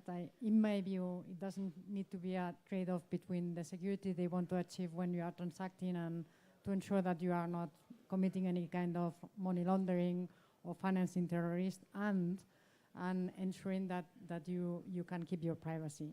In my view, you can firstly be able to prove to whatever exchange or bank that you are a person that hasn't committed any unlawful action, that you are not in a sanction list, that you are who you say to be without even sharing that information with anyone. But you can prove it to the exchange or the bank or whomever. And then at a later stage, if there is a transaction that is smelling a bit strange and they want to further investigate, then it's the time to go further and then request your private information and then get to know who you are, right? But I think we can still ensure that there is a fulfillment of the current needs to ensure that you are not committing any unlawful transaction without having to reveal your private data using technology that ZK is nowadays offering. Now, the different story is whether this is accepted, right? Because nowadays, if you do KYC, you prove that you have gone through a KYC process. At least in the traditional banking, this is not going to be accepted. And that's what we really need to make them change. Firstly, you can prove that you are a legal person, that is, you are not in a sanction list, but you don't need to reveal who you are. That needs to be accepted. And later on, if you do something wrong, then most probably you have to prove who you are. All the exchange needs to, or bank needs to be able to retrieve your personal information. But what is what is the need to really reveal that information up front if you can prove that you are a legal person, unlawful, right? That's my view. I don't know if. Yeah, I think technology can be a solution for sure. I would also make the argument that compliance inherently implies centralization, right? It's in the word, comply, right? It expects a counterparty entity to react to compliance. And so I think regulators are always going to struggle with decentralization because there is no single entity to choke on the other end, which is why we're thinking very deeply about the role of social consensus. So we've been working with Vitalik and others to think about, okay, can a network actually just rely on social consensus to be like, these are transactions that we deem clean, these are transactions that we deem not clean. And at least by doing that, we're moving the tyranny from a central entity to a social entity, right, to the users of the network. And so that's one possible way where you can achieve compliance without centralization. Don't you think that's super risky? Like that's at the whims of whatever social consensus is? And I think that's a trade-off where would you rather have your network be at the whims of a social consensus or at the whims of a central entity that can be sanctioned? I think one of the things you'll notice is all these people who are trying to set up the same alliance do have different nuanced takes. So I'd encourage people who do have insights to contribute to also join, so that when we put our foot forward, it's one that has been thought through through a wide variety of viewpoints. Okay, I've got a question. As a software developer myself, who's kind of been working in kind of security and privacy for a few years, I've seen a massive chilling effect in the wake of what happened with Tornado Cash. Snowden alluded to this earlier. That's kind of sometimes the goal of these actions. In anecdotal conversations with many other friends who are software developers who are also working on or thinking of working on kind of privacy-related stuff, that chilling effect is very real. So actually I want to push back. I think someone said earlier, devs are still deving. They're kind of scared shitless right now. And I kind of see three options as a software developer in this space. One is just stop, right, and then we lose. Two is just go fully cypherpunk, fully anonymous. And three is somehow fight back. Devs are usually terrified of the third choice, and the second choice, being totally anonymous, is really, really hard. And so I think some developers are stopping. So it's kind of an open-ended question, what message do you have to developers in this situation? Because there are a lot of us. And also maybe, are there ways that we can offer liability protections to make these things easier for developers? Great question. Yeah, I would offer Lane a fourth choice, which is backdoor privacy, backdoor base layer privacy into widespread adoption. So make privacy a feature of your application, right?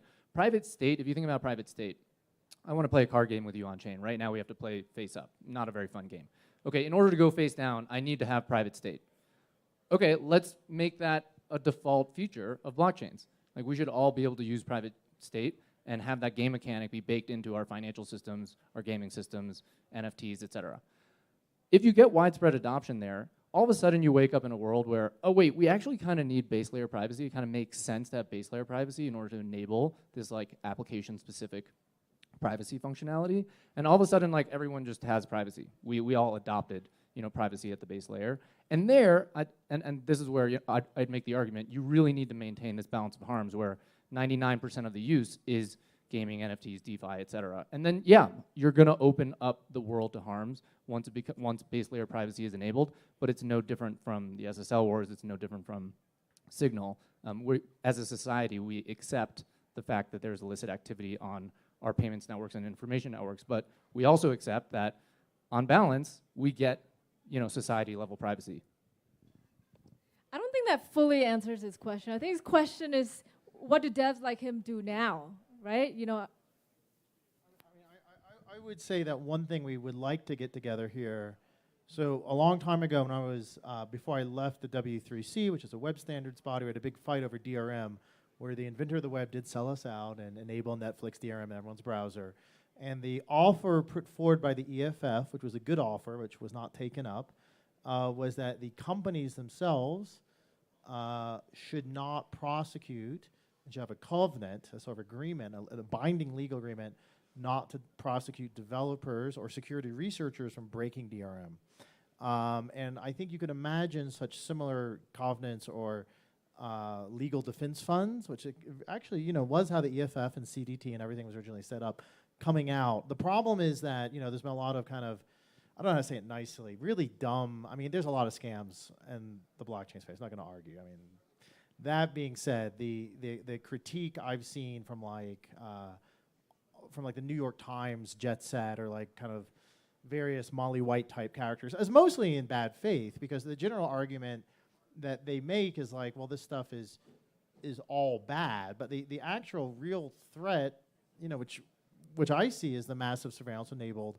by Silicon Valley and various state apparatuses. This is it's a very privileged feeling to say, oh, well, you know, maybe some guy will get, you know, doesn't have enough investor protection, but it's really dangerous to sort of say, actually, everyone in the entire planet, including most of the global south, should have all their data just handed over to the US government on a plate, and then maybe Russia and maybe China, and who knows who, maybe some cybercrime criminals, right? So I think that there's a reasonable case to be made that privacy should be a default, and then there's a reasonable case to be made, which eventually I think even the US government would accept, that developers should not be prosecuted for developing these technologies. And if they are prematurely prosecuted, I think OFAC was probably a case of premature optimization and just freaked out about North Korea. If they are prematurely prosecuted, there should be some joint solidarity and legal defense. Because you know, I've been grand juried, and it's a scary thing. You need a lawyer, you need to be able to pay legal fees. The lawyers that understand this stuff, there's not so many.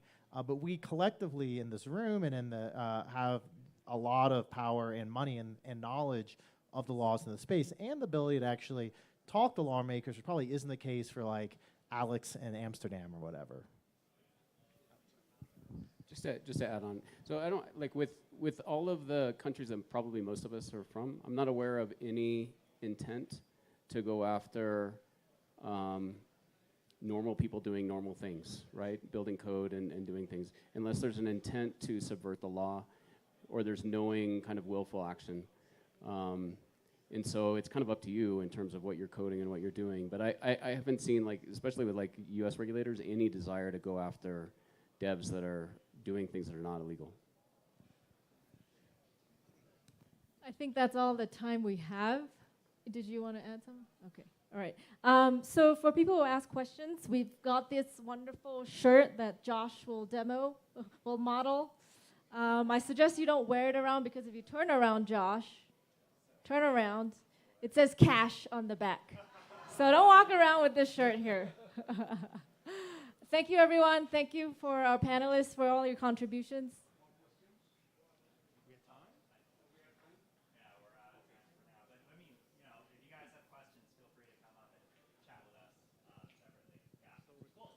Thank you. I tried.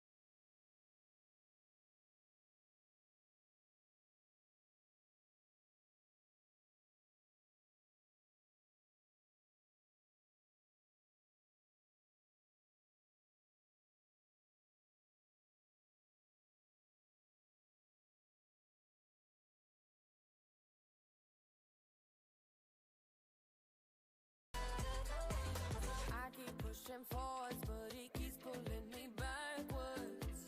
Nowhere to turn, nowhere to turn. Now I'm standing back from it. I finally see the pattern.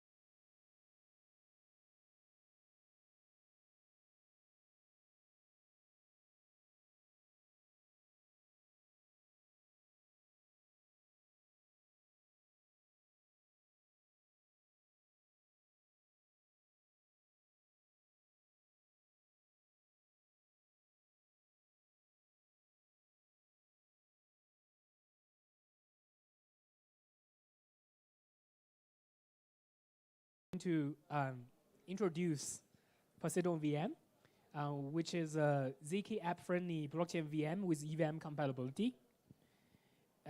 Yeah, so let's get started. First, talk about a little bit about us. We are Poseidon Labs, and we have a mission to bring privacy to every Web3 project. And we have deployed Calamar network on Kusama network, which is a Polkadot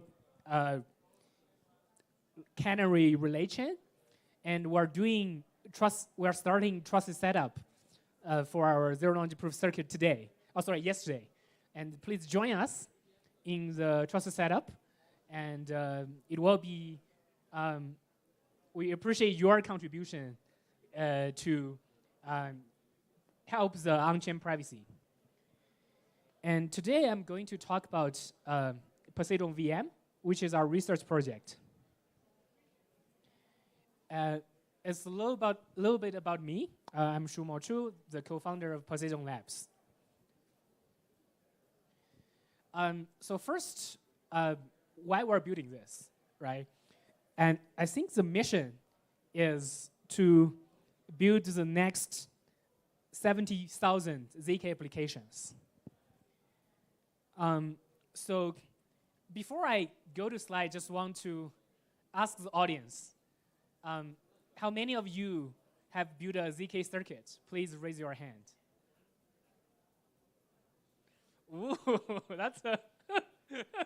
that's a much bigger audience I've seen any other places. Perfect. I guess you guys are the nitty-gritty ZK expert, right? I was doing this in another scenario, which is ZK Summit 8. Only people I've seen raise hand is like they're building a ZK project. Like our people from our lab, people from Scroll. the majority of people, they have heard about ZK, and they think this is a cool thing, and they've never built a circuit, right? And I think my point here is that I guess this is a very biased sampling of the developer crowd, but my point here is that the majority of the developers, they don't know how to build a circuit, right? And like, it's difficult enough to using some higher level language like Circum, let alone you want them using Arcworks, Bellman, and Halo 2 and Plunky 2, you name it, right? And so that's why we take a look at the current ZK application landscape. So we have privacy-focused project like the OG ZCash, like Manta, like Alio, like a research project built by Ethereum Foundation, the ZK optimistic rollup, and also like Aztec, like Espresso. And so the second category is people doing using ZK for scaling, like ZK Sync, like Scroll, like Polygon Hermes. And also there are like people are using ZK for doing verifiable computation, like doing attestation Oracle. For example, like Sysmos, ZK Tester. I think now the name Axiom, and also Hyper Oracle. I see the founder of Hyper Oracle here. Please say hi. Right. So I think my problem here is that we only have like 100 ZK project right now. Like, why not 70,000? So this brings back to the problem here, right? The mission we're trying to do is we want to democratization of the ZK app development. We don't want to be the privilege only belongs to people who had did a zero-knowledge proof cryptographic PhDs, and all like to this like all these people who have studied years of ZK. Otherwise, we cannot push more and more ZK applications. So the first problem here is the high barrier to entry for ZK development, right? So you almost need a cryptographic PhD to start a ZK project. the second issue is that there is a high gas fees, even you deploy your ZK application on layer 2. And also there is a high prover cost. And this high prover cost will intensify if you want to do client-side proving, which means for any project where you want to build in some sort of privacy, for example, like private DeFi, anonymous social, private voting, you want client-side zero-knowledge proof generation, and prover cost is huge. And last but not least is lack of toolchain support. So how can we solve that? Basically, we put these problems explicitly to our design goals. So the first design goal of Poseidon VM is we want to solve the high barrier to entry for ZK development. And the solution here is that we're building layered programming abstractions. And I'm going to talk about different layers of programming abstractions in details. But from the high-level point of view, we think there should be several layers rather than just a unified solution here. So there's a storage layer so that you have very efficient, specific design for ZK, like storage primitives. And there is a circuit layer. We think there is a lot of reusability of the ZK circuit so that it's infeasible and not desirable for every single application developer to write their own ZK circuit. There should be a notion of standard library. Like any ecosystem, you name it, there is a standard library. And people can leverage that just using them as a Lego, building block of the Lego. And also, of course, the final composition layer is on decentralized applications. The second one is the higher gas fees, even in L2, and also higher prover cost. So I think this, we want the second design goal explicitly, we want dirt cheap ZK application, ZK app transactions. Desirably at least 2 to 3 magnitude cheaper than you develop the same application on existing L2s. For example, deploy them on the optimistic rollup and ZK rollups. Third one is lack of toolchain support. And we try to solve this problem in multiple perspectives. The first and foremost is that we want to have maximum EVM compatibility, which means all the existing EVM toolchains, you can use that. And secondly, we want to kind of embracing the open source community of the ZK development, for example, to support open source toolings like Sreeram, for example. Right? So before I dive into sort of like boring technical details, let me talk a little bit about design philosophy here. Right? So this is learning like 3 most important design philosophy I kind of copied from the art of Unix programming. And if you're a computer science nerd like I do, right, so you probably know that the Unix operating system have influenced a lot of design choices of people in this computer science community, right? So I wouldn't bore you with the details, but I think the 3 things inspire us most. First is that the rule of modularity, in the sense that you write simple parts and connecting by clean interfaces. The secondly is the rule of simplicity, which means explicitly for simplicity as design goals, and adding complexity only you must. The third is the rule of separation, like separation policy from mechanism, and separation interface from engines. So next, I'm going to the second part, which is how, right? So basically, let me show you, this is a preliminary version of the Poseidon VM design draft. So this is the architecture, right? Like again, right, so I get back to the unique analogy, right? So we think we should have 3 layers to facilitate the ZK application development, right? So if you think of existing Ethereum ecosystem, it's already very modular. But how can we make a modular zkEVM? So we think we should provide different APIs in 3 layers. So first layer is the file system API layer, which means I think most people, if you actually having done kind of like a nitty-gritty zero-knowledge proof application development, almost constantly you are kind of fighting with the Merkle-Petrarca trees, especially fighting with the hash functions, because it's such hard to prove, and you use like tons of zero-knowledge proof constraints, right? So what we do here is that we still keep the previous Merkle tree. I will talk that in the later slide in detail. But the high level, we're adding another storage primitive into the existing Ethereum storage, so that you will get much better APIs. I will show you the API exactly if you're doing some storage stuff. So the second layer is the circuit layer. That's what I'm talking about, the missing standard library for ZK development, right? We have seen a lot of people keep developing essentially the same zero-knowledge proof circuits, right? We think this circuit should just be provided as a VM level primitives, so that getting deployed as precompile, so that people can just like calling them as a black box APIs, as long as they know the semantics, right? But of course, it's going to be more complicated than that. There are some technical challenges we're going to solve. I'm going to cover that later. And the upper layer is solidity and using Unix analogy bash layer, right? I think every single solidity developers should be able to easily write zero-knowledge proof-based applications. So let me dive into details. So let me first talk about the storage layer, right? How does it work?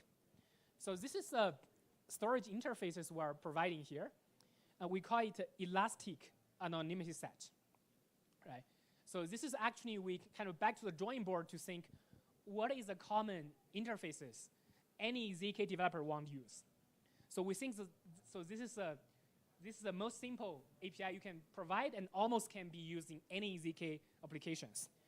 So basically, you can think of that as a elastic anonymity set. You don't have to worry about the performance. You don't have to worry about scaling. It gives you privacy from the storage layer itself. So the first API it has is basically contents. Basically, you provide a zero-knowledge proof. It gives you whether your element currently is in the set, in the membership. The second is insert.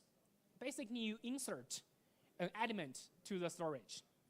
The next is remove. You provide two things. One is nullifier, and one is zero-knowledge proof. Basically, the proof used to validate, hey, you have the ownership of this element you want to nullify without leaking the element. And nullifier basically kind of adding a nullifier to the nullifier tree so that this, from semantic level, this element is removed from zero-knowledge proof, right?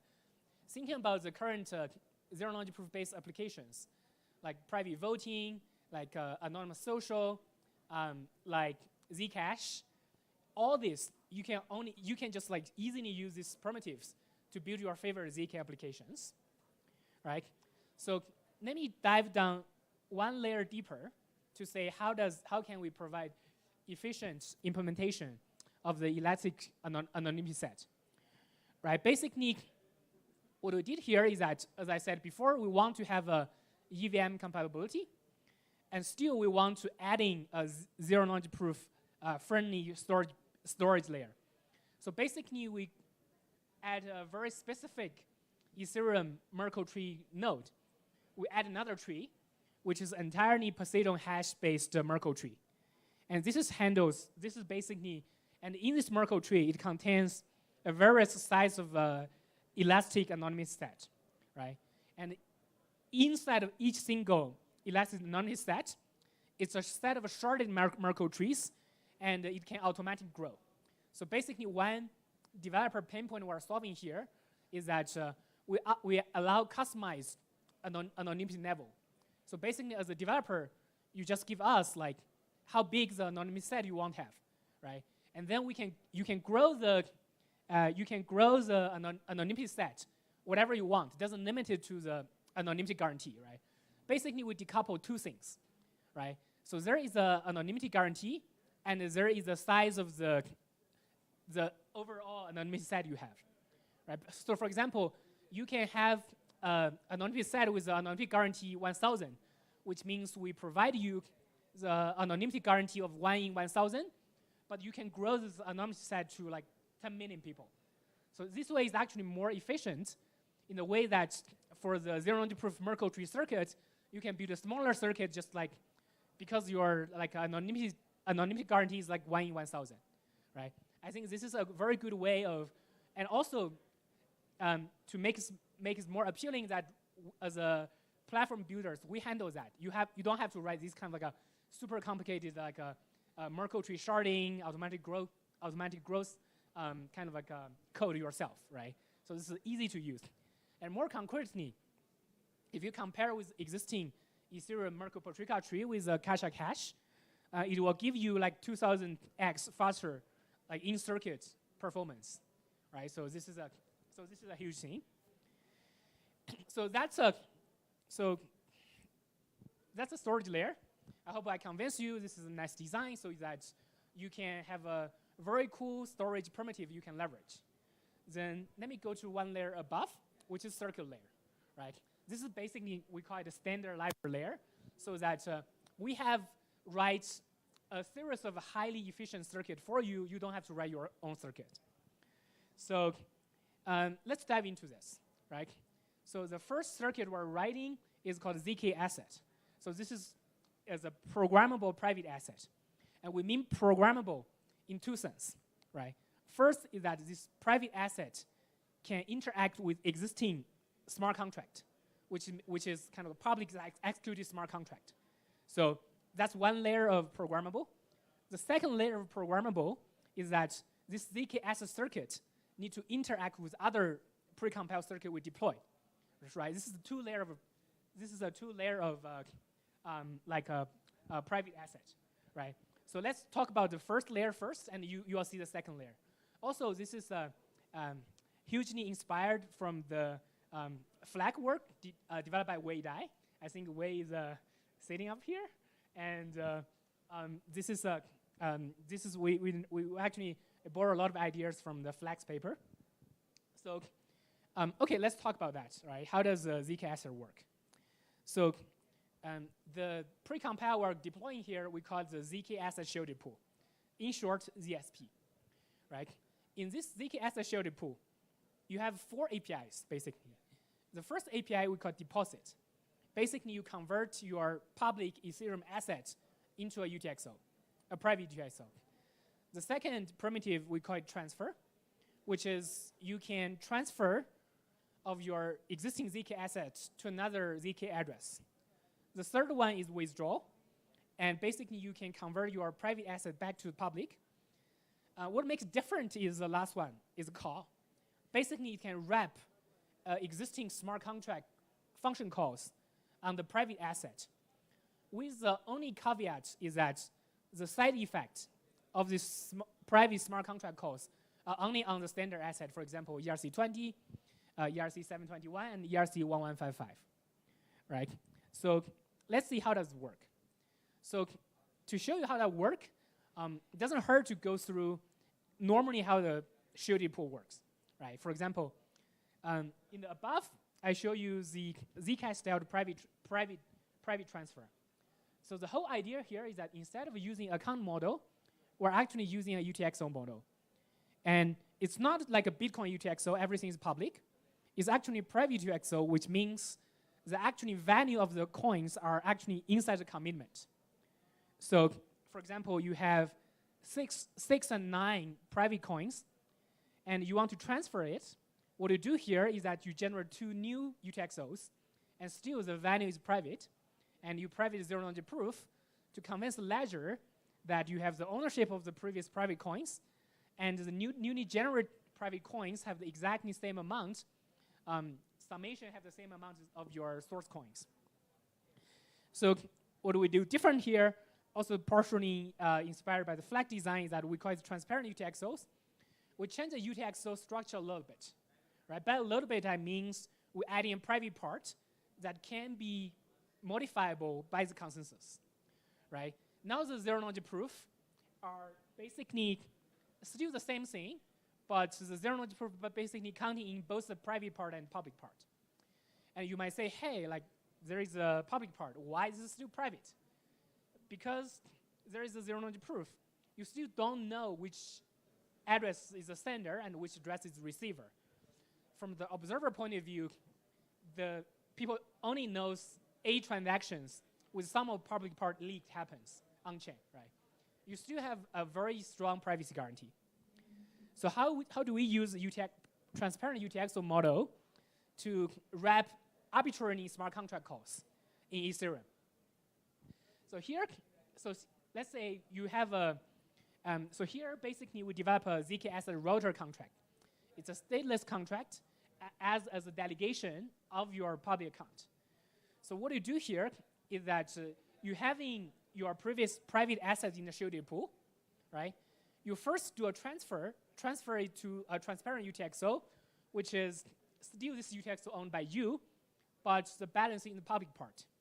And then the ZK asset router takes these public UTXOs and take all these assets this public UTXO have to its balance. Now this ZK asset router has the 10 wrapped ETH. This ZK asset router can as a delegation to call the smart contract for you. And after the smart contract calls, this ZK asset router now owns 9 wrapped ETH and 2,000 DAI. And what you can do here is that because this is a transparent UTXO, you can write the transparent UTXO back, and this UTXO is still owned by you to the shielded pool. So now you can see here, right? Our ZK asset shielded pool know nothing about Uniswap, but it can perfectly wrap the Uniswap smart contract calls. So actually, this is way more general than Uniswap. You can wrap any smart contract calls as long as the side effect of the smart contract calls is only on the standard asset, which means the ERC20, ERC721, and the ERC1155 we support, right? So that's the deal of the ZK asset, right? So basically now, take a step back. I showed you how does ZK asset interact with public smart contract and make it private smart contract. So in the next few slides, I'm going to show you the other ZK circuit, and also going to show you how does ZK asset interact with other ZK primitives. So the second ZK primitive I'm going to show you is a very, very simple one. We call it CAD, in short for configurable asset disclosure. So here's the idea, right? So we have this nice and sweet ZK primitives can allow you to do the following things. For example, you can disclose a UTXO in the shielded pool. It is the NFT, and also what's the address of NFT, for example, it's the ape, without disclosing which serial number of the ape you hold, right? So basically, this is a selective disclosure. Hey, like I'm an ape holder. I'm not going to tell you which ape I'm going to hold. I'm hold right now, right? You can do similar thing for fungible tokens. For example, for ERC20 or ETH, right? You can have disclosure. Hey, this private UTXO contains at least 5 ETH, but I'm not going to tell you it's like how much, right? So you can see this can, as a building block of a lot of cool applications, give you a few, right? For example, NFT-based anonymous voting, quadratic voting, all these DAO governance applications, you can using this primitive to build. I'm actually going to show you a concrete example later. Last but not least, we call it the ZK signal. Basically, this is anonymous on-chain messages. And if you are familiar with a primitive built by Ethereum Foundation's privacy and scaling exploration group called Somaphore, this is similar, but we only have we're just like part of it because we want to make it composable with existing membership proofs. We don't want to get the membership proof part of this Somaphore circuit outside so that it can be more composable, right? So basically, it gives you several applications. For example, you can build a private pollings, you can build a private message board. It basically gives you a proof of context, identity, and signal, right? So, so let me actually show you concrete examples of how does these things can work together. And as application developers, you only need to learn about Solidity. So last but not least, right, so we want to build this Poseidon VM as a more like community-driven project, right? If you are ZK application builders, please join us. We want to hear your voice and which kind of circuit you want to deploy as a primitive. So yeah, let's talk about how the DApp layer and how can we do composition, right? So before I give you the concrete example, let me first, in a high level, talk about how do you compose different kind of ZK circuit. So without loss of generality, let's suppose you have 2 ZK circuits, C1 and C2. And we use W as a waitlist or private input, and we use X as a public input, right? And to prove this, to prove the statement there's 2 ZK circuit in tails, you need 2 proofs, pi1 and pi2, right? Okay, now what if, hey, this is not modular. How like what if you want to combine the statement of these 2 zero-knowledge proof circuit together, So now what you could do is that you build another circuit, kind of combines logic and the first one, second one using some logic connection like AND, and you combine the private input and public input.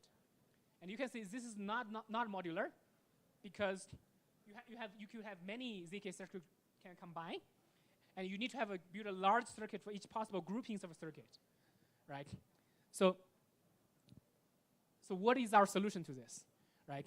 So the way we're composing a ZK snark is actually called a CP snark, like more precisely called a commit and proof snark.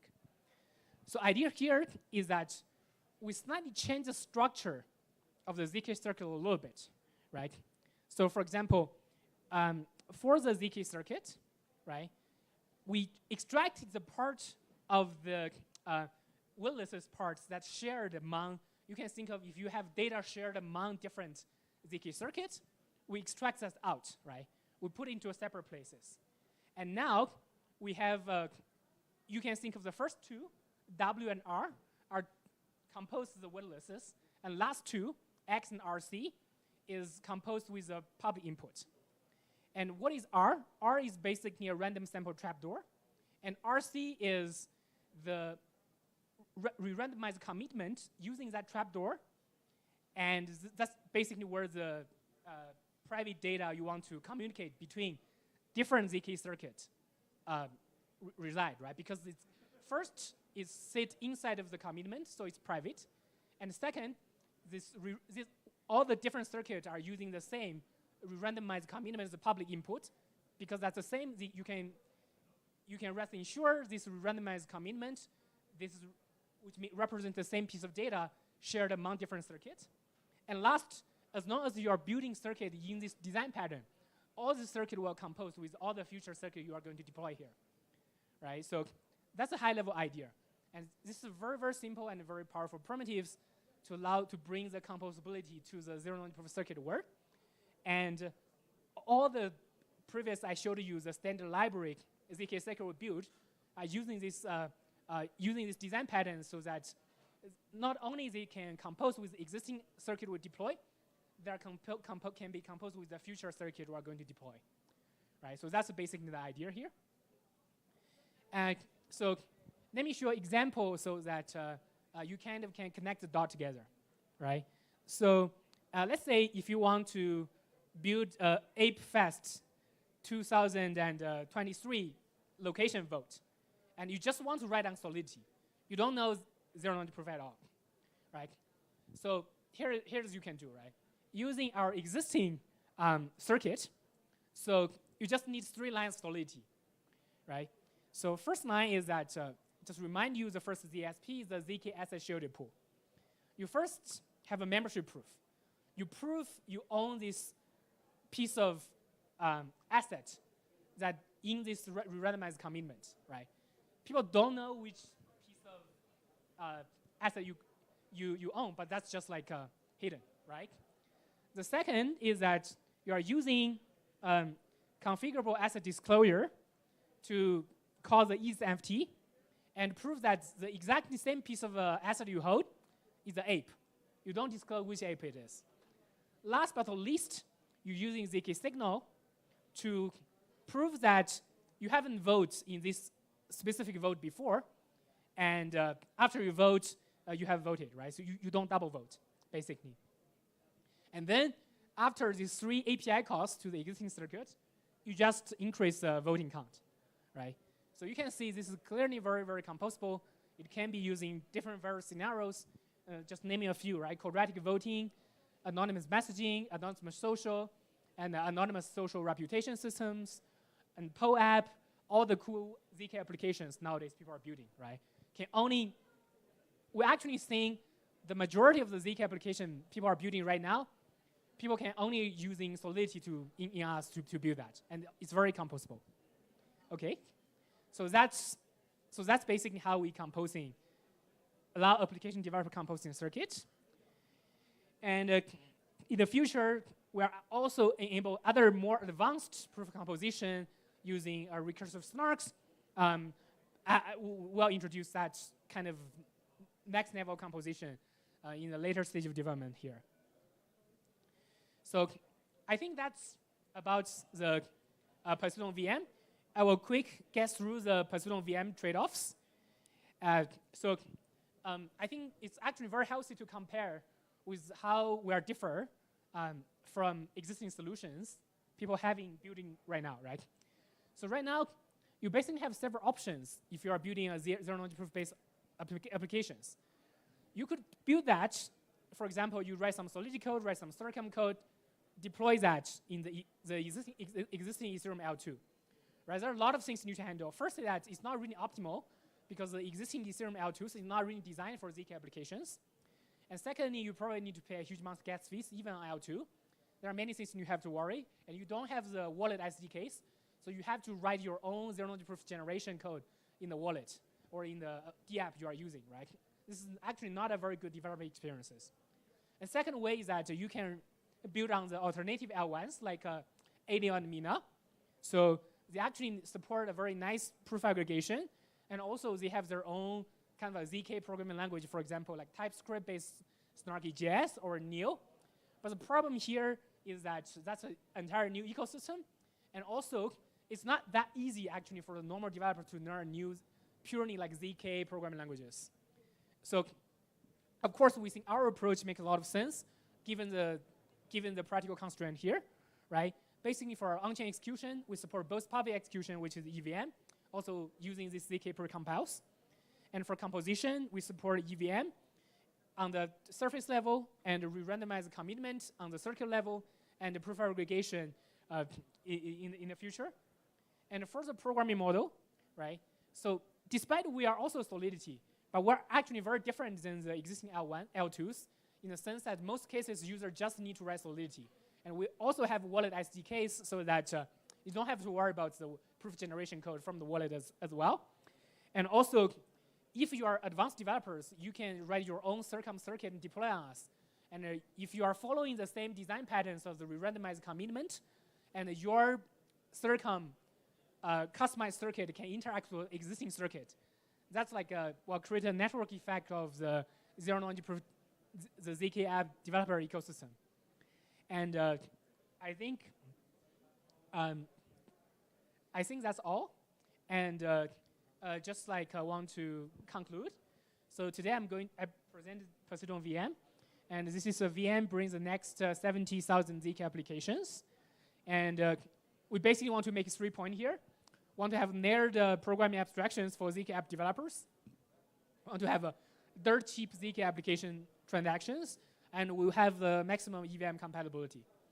And I think that's the end of the talk. Thanks, everyone. Thanks. Yeah, like just like any questions. We'd love to hear questions. Okay, I'm good.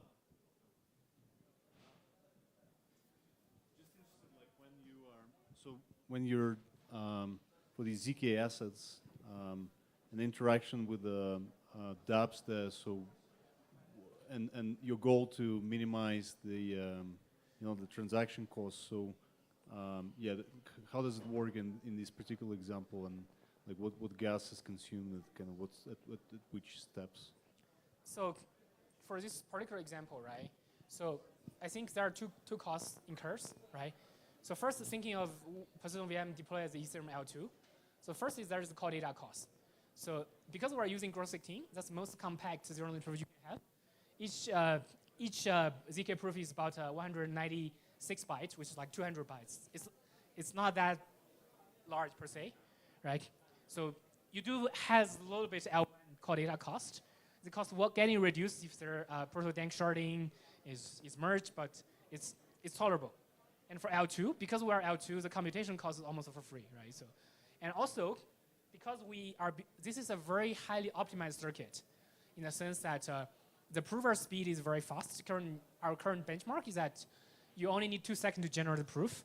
You could generate proof in the wallet and in the decentralized application itself. So that's also very cheap, right? So I think when you talk about the cost, you have to have a frame of reference here, right? This is much cheaper than the existing L2, as well as and both in terms of verifier cost and prover cost. Yeah. Does that answer your question? Yeah, thanks. All right.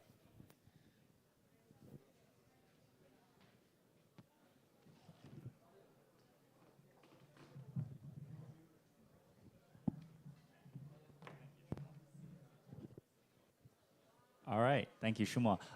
Yeah, right before this, we have one VC panel coming up right now, and we'll be going with your talk right afterwards. Yep. Okay, cool. You can leave your laptop up here, yeah, or set it up, yeah. All right, so next up, we have a VC panel to talk on ZK privacy as well. So earlier in the day, you guys heard from the projects and especially heavily on the regulatory and compliance side. And now we're talking more from the VC perspective to learn more about the landscape. So give me 1 minute and we'll bring everyone up on stage.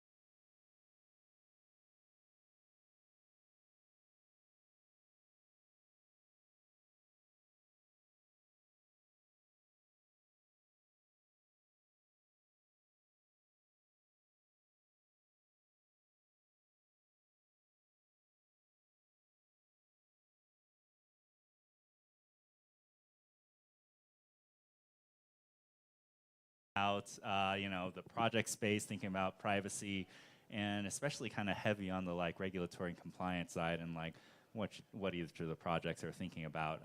But you know, for this conversation, wanted to kind of take it more of like a VC perspective because you guys have a much broader landscape perspective than the individual projects. But before I do that, I just wanted to kind of go around so that all of you guys can introduce yourselves. Yeah, so there's not that many people in the audience. I think some of you might know me. My name is Wei Dai. I work at Bain Capital Crypto, where I split my time between research and investment. My background is with cryptography, and I guess most of my time is spent on privacy and related issues. I'm Praneeth. I'm an investment partner at Ethereal Ventures. It's a new standalone fund that was set up by the former investment team at Consensus, and we've always kind of been very interested in the zero knowledge and SMPC space. We've backed teams back in the day from 2018, like Aztec, Stockware, Ligero, and Elio. So yeah, generally very interested in working with people who are kind of pushing the envelope on new computational paradigms. Hey everybody, my name is Ryan Sproul. I am a research engineer at Blockchain Capital, and my background's in software engineering, and yeah, I focus on both infrastructure and zero knowledge technologies to enable scaling and privacy, and yeah, generally very interested in the topic. And good afternoon, everybody. My name is Luke Pearson. I'm a research cryptographer at Polychain Capital. My background through, I guess, academic training is mathematics, then cryptography. Worked quite a fair few years in the zero knowledge space with many of the notable teams here and on the board around me. Now split my time, I guess, between research and some level of investing, and we'll get to divulge into now. I'm Drew Van Erf, work at Braven Digital. Braven is an old macro fund, but has started a crypto arm. We've done quite a bit in the cryptos, or in the ZK space. That's where I spend most of my time, that and technical infrastructure. A lot behind the scenes that many people don't know about, but have done quite a bit of investing and support for the community and incubation research. Awesome, thanks for the intro. And I'm Kenny. I'm one of the founders of Poseidon Labs. I did a brief intro about myself a couple hours ago, so we'll just skip right to it. We'll keep the first question kind of introductory, just to understand a little bit more about like where your perspectives on privacy is coming from. And so the first question, it's a little personal, right? Like what was kind of like your most privacy infringing moment, whether on chain or off chain, or something that just made you go, man, this is a problem? Probably the ledger hack, or the sovereign nation stealing all my PII. Yeah, sort of the same. Starting with the latter. Live in I won't say which country, but it rhymes with Netherlands. And seeing an extremely centralized, perceived by the rest of the world as an efficient way of processing information is just not the best of both worlds. And understanding that there's a consistent single source of, I guess, truth, but also exposure and inquisition, where anybody in I think a far more exaggerated way than with like an identification card can get should see one particular piece of information for you, and from them can expound to see everything about you, is a very large issue. Within crypto itself,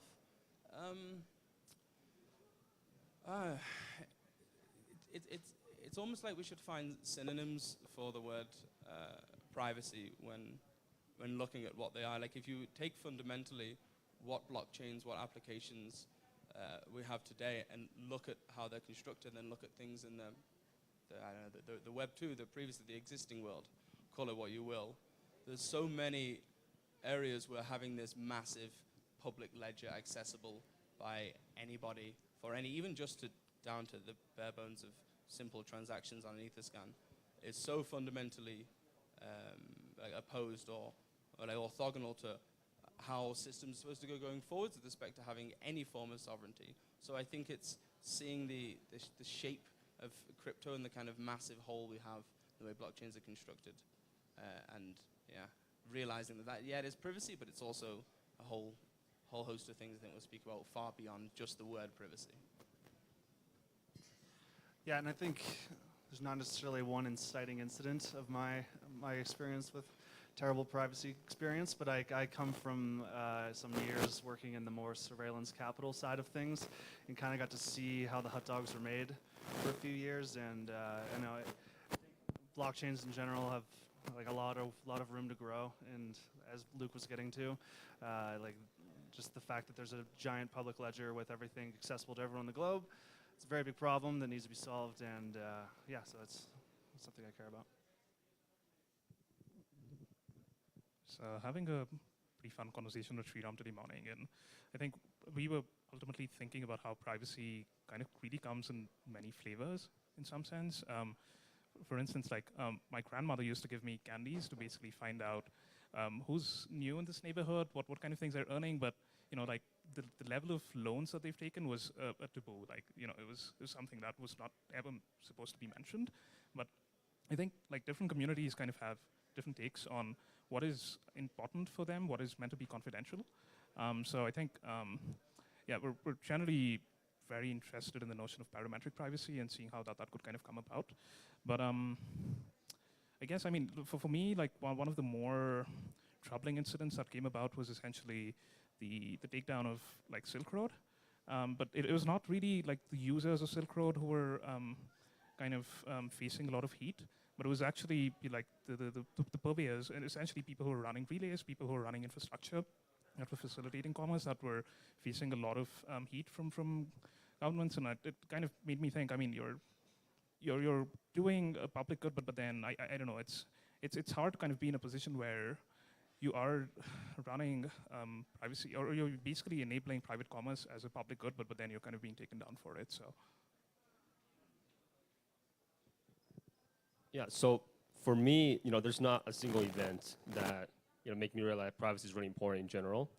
But like one main contributing thing will be maybe the Snowden, NSA leak, right? And that there's, government programs being run on collecting records, and that and also like so that's one thing, right? And also with leaks on where institutions have personal data that they have collected on individuals that basically they get hacked and the information gets leaked. So it's not just it's everywhere, right? Because we live in an age where information is being collected constantly, and obviously people have issues with this, right? Like whenever there's a huge leak, recently with Celsius, like people get really upset that their personal information is now online and searchable in a database. And now like we as a blockchain industry are telling people, hey, why don't you just put your entire financial history on chain?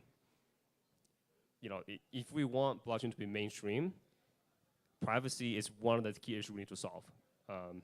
Before, like scalability, privacy, and identity, I would say is like the big three problems we need to solve, for the next couple of years. Awesome. Yeah. So it sounds like there's a revolving theme around like personally identifiable information and consent. Now, I guess, like previously, the previous panel that we had was more so focused on privacy projects, their concerns. And I think one of the questions that was raised from the audience was, about each individual decisions and all the risks and potential rewards related to that. So, but like we as a firm also have to like contribute to the regulatory side of it as well. So we in-house like have our own legal practice where we try to like be stewards of the industry, kind of use our positioning to further the industry in terms of like these complex issues that like regulators are not going to understand just from the get-go. So like having like incentive alignment with the industry in terms of capital, and then also with like our resources towards legal and political influence. It's like kind of how we want to push the industry forward, but like, yes, it is a touchier issue than it was 4 months ago, and that's unfortunate. Happy to go next. Yeah, I think fantastic points to kind of compound on a couple of them. And actually, I think first of all, to relate to the Tornado Cash thing specifically, I don't know if anybody can put serious arguments forwards to say that contributing to open source code, permissionless, for which people choose to use whatever as nefarious or not nefarious, even though the vast majority of them, are far less nefarious than they are in traditional banking worlds. Those people should be held in the Netherlands, inside of a prison cell, whilst their assets are being liquidated and sold at auction. It's not a world I'm even interested in living in. But what I think it does have, I think the ridiculousness of that, the ludicrousness of that will disappear. But it does show that not only, as being in this position of high fortune, of allocating capital and carving out where is the most important, like many people said before, people here are traditionally researchers. I think those things or engineers, and those things will be found more likely in the digital assets investment firms. But we have like a greater duty, I think, to explain the narrative and to carve out exactly what's going on. Because in a world where senators are jumping on to CNBC or whatever it may be and associating North Korea with GitHub, it's just kind of insane.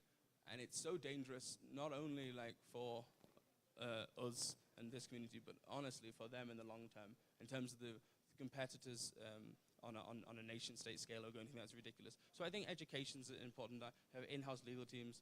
I know some prior to my entering a Polychain, they commenced, I think it's called the Blockchain Association. It's a legal committee who works in DC. We're seeing now the UPA, all of these things coming up. And the first and foremost thing is to educate and help understand, first of all, what privacy is, what it actually, just from the external, purely on the external world, purely on a transaction base, what it actually means to take something where you already have it inside of like a Bank of America banking app or an ING banking app or a HSBC, and you don't when you otherwise have a transaction hash and user identities. Like, you have it, they have it, we don't. Why can't we just have it? It seems like that argument is more just a misunderstanding of the pieces that are going on within blockchain or within the Web3 ecosystem and people building. When it comes to actually allocating the capital to the correct projects,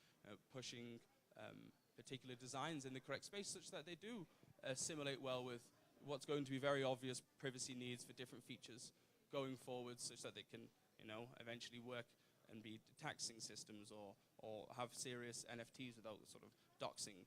Then we need to have, as I'm sure we'll talk in a couple of questions down, some kind of configurable privacy, some part of opt-in, opt-out, something that is not blanket, that isn't, okay, all of this is private or all of this is not. But I think education and reasonability, as well as investing in the correct areas, are the two most, well, for me, most pressing things I feel I have to do as this sort of position as a capital allocator, or what it may be. Yeah, just got 2 points. I mean, the economist internally for us at the fund, he always exhibits, like, when we talk about, particularly recently with the macro events, he says markets always overreact. And so, like, when you think about Tornado Cash and what took place there, you know, don't have a strong view either way, but certainly have a strong view that probably people are overreacting. And a lot of that, to Luke's point, is, you know, the application of Tornado Cash just happens to be around moving value through something with privacy. And, like, even just on my Uber ride here today, or any of you guys are Ubering around, you think about all the different aspects of that application that have privacy built in that really have nothing to do with value transferring.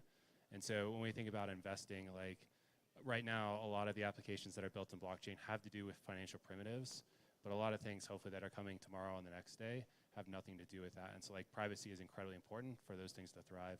Can't remember who said that earlier, but like one of the key pillars on the go forward for us. And so thinking less about the context of moving value and the privacy around that from an investment perspective, but just like enabling different use cases that will come from that and discoupling that from something like the events of Tornado Cash, which yeah, are important, and privacy is incredibly important, but still having that mindset and grounding yourself in those things.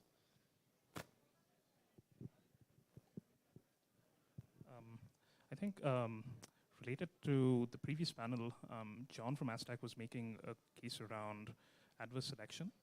I think it's important for us to recognize that we should, in theory, have privacy by default, or you have the propensity for targeting specific individuals who are using privacy infrastructure for doing normal things, but also things that are maybe I don't know, contingent upon concerns of national security, such as we've kind of been engaging with like some of the best legal teams in the world at Consensus and a few other organizations. And so some of the things that really kind of came to the fore is essentially the involvement of Lazarus in using Tornado Cash. And I think there's some other factors at play. And to the point earlier, I think people are overreacting, but it's highly important to make sure that to understand that, I mean, if it's not Tornado Cash, you have privacy by default built in all infrastructure from the get-go, and you basically enable people to have selective disclosure of any specific information or conditions that are that jurisdictions or nation states or other regulators care about. I think this would not probably come across in that manner. So I think those are all great points. So there's two things I'd like to add.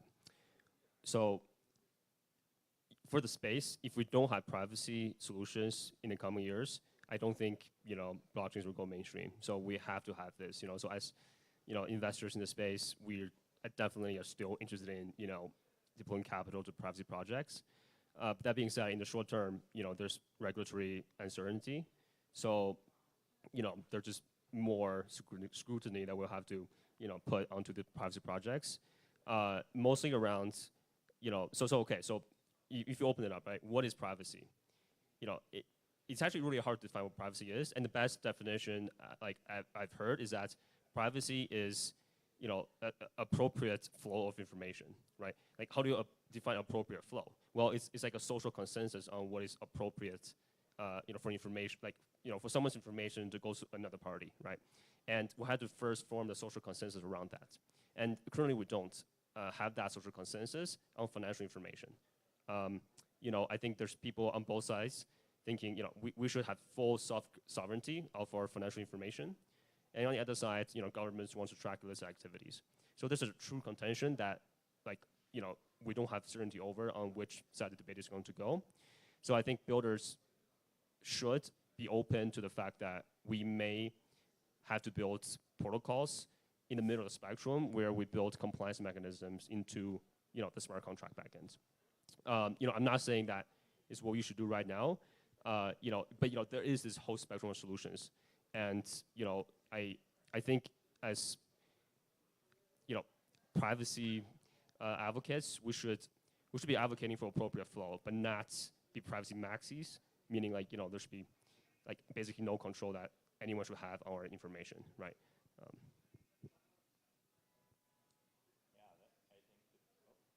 Hi. All right. Hey. Yeah, there were a lot of ideas thrown around here. I think, you know, thinking about built-in compliance, you know, the adverse selection bias, as well as, you know, opt-in privacy. And Drew, you brought up a point about, you know, like your team kind of looking more towards like the legal compliance side, and would love to just think about, like, in your eyes, right? Like, what does compliance really look like in Web3, right? Because like what we've seen right now is like Tornado Cash sanctions, right, with OFAC, whether that's an overreach or an overreaction, right? Like that's still up for debate. We see, you know, the Celsius documents with bankruptcy filings, and then, you know, people doxing on-chain wallet addresses subsequently, right? And we see like, you know, this conflict between like Web 2 and the Web 3 space, where Web 2 approaches to compliance and regulation and rules don't really work well when you just directly throw them on Web3, right? And so like, you know, as the VCs, as the thought leaders in the space, right? Like when you think about compliance, right? What does a compliant privacy application or ecosystem really look like? Was this addressed to Drew? Sure, I can start again. So I mean, it's a super subjective thing. Like compliance is literally defined by each nation state or whoever that is putting the rules forth. And like in Web 2, it's pretty trivial to map like which entity is like under whose compliance or whatever. And obviously in a global economic system or a global system like at all, like there is no one central entity that is the one that rules all compliance. But there is an entity, you know, the United States government, that does have more, like some significant power in this equation. So it's like very, very important for us to balance like what is like under our sort of like regime, like where do we draw the line between like we don't think that the government or government A or government B has right to say something here. Like this is kind of outside of the scope necessarily for us. Like we aren't the ones defining compliance. Like we are like compliance is being enforced upon us to a certain degree. So, I mean, it goes both ways. Like I don't want to say anything that we're going to be uncompliant, but like there's like a reasonable level of compliance, and like where we have to work with the regulators or the people that are enforcing compliance to get to a place where these rules actually make sense and are helpful to users, and not just broad strokes like some of the stuff that we've seen thus far. But I think our team and a lot of other teams on this panel here like are thinking about this and at least trying to get in the ears of regulators and get into the ears of the people that are making these rules, so that these rules actually make sense for everybody. But again, like I said, it's kind of antithetical because these decentralized systems don't have a central point of compliance. So defining those rules are inherently kind of illogical. But that's kind of just my point of view. I realized I called you Drew in my nervousness. Sorry about that, Ryan. Yeah. Hi, Drew. Yeah, so I just want to expand on the point that like there's no notion of like being compliant as a protocol. Like compliant against what, right? I think not every single government have their own different regulation, but like there's different branches of like there's OFAC, there's like SEC, there's like CFTC like within the U.S. And then just the U.S., right? And it's it's very vague to be compliant. Like so like it's also unclear which set of regulations apply to decentralized protocols. I think that's what people are trying to figure out. And like I'm just learning all these concepts mostly because of the Tornado Cash recent events and these things being in the conversations. But it's like the regulations landscape. It's hugely complex, and I don't know enough to say. I would recommend you to really look at the details of these actual people that have like experience in the space, like on their interpretation of the regulation. I'm not qualified to make further comments. I can maybe take a quick stab in here and say, like, people typically think that having everything publicly available is a good sign of accountability, auditability, and thus compliance. And to the points raised before, like there are different committees that care about different aspects and different rules and different conditions. And so the intention, the thing that I'm basically getting at is we now have enough advancements in privacy technology that we can selectively disclose things that people fundamentally care about. So if I go to a bar and like people ask me if I'm over 18, I give up like a lot more information when I show my driver's license or things that are basically printed on my ID. But the fact that you can actually encode information in a zero knowledge proof around my age and just and basically give people enough confidence in verifying this statement that I am above 18 is something that is very, very beautiful. It's very magical in that sense. And we have come to a point where we have enough of an understanding of good proof systems that we can encode. And so we should be like I guess our role in all of this is basically just this understanding what people fundamentally care about, what regulators care about, what kind of things are conditions that they should be looking at, and then kind of encoding these as statements that we can verifiably prove, and kind of having this layer of privacy by default, and then actually having selective disclosures. Yeah, I think what genuinely wonderful points all around is on. Yeah, wonderful points all around, and a summation of them is, yeah, of course we have to have compliance. If blockchains are to be the backbone of tomorrow's civilization, then we should. And I don't think many people argue otherwise. I think the argument is similar to the example of the identification. It's just the way in which this is presented, the way in which this information is presented, not having it, black and white as a fully obfuscated, let's say, transaction, or like a shielded pool, something similar to a ZCash or alternative cash, as certain compliance requirements need, is going to be, I think, completely fine. And it's almost why zero knowledge proofs are still so infatuating. This idea of making a statement about something very small or just something select for whomever needs it. Let's say it's like you're submitting your IRS taxes, and it goes through these 9 stages of all of these hundreds of pages. Americans have the serious misfortune of having to write out. Not every person has to see every part of information going along.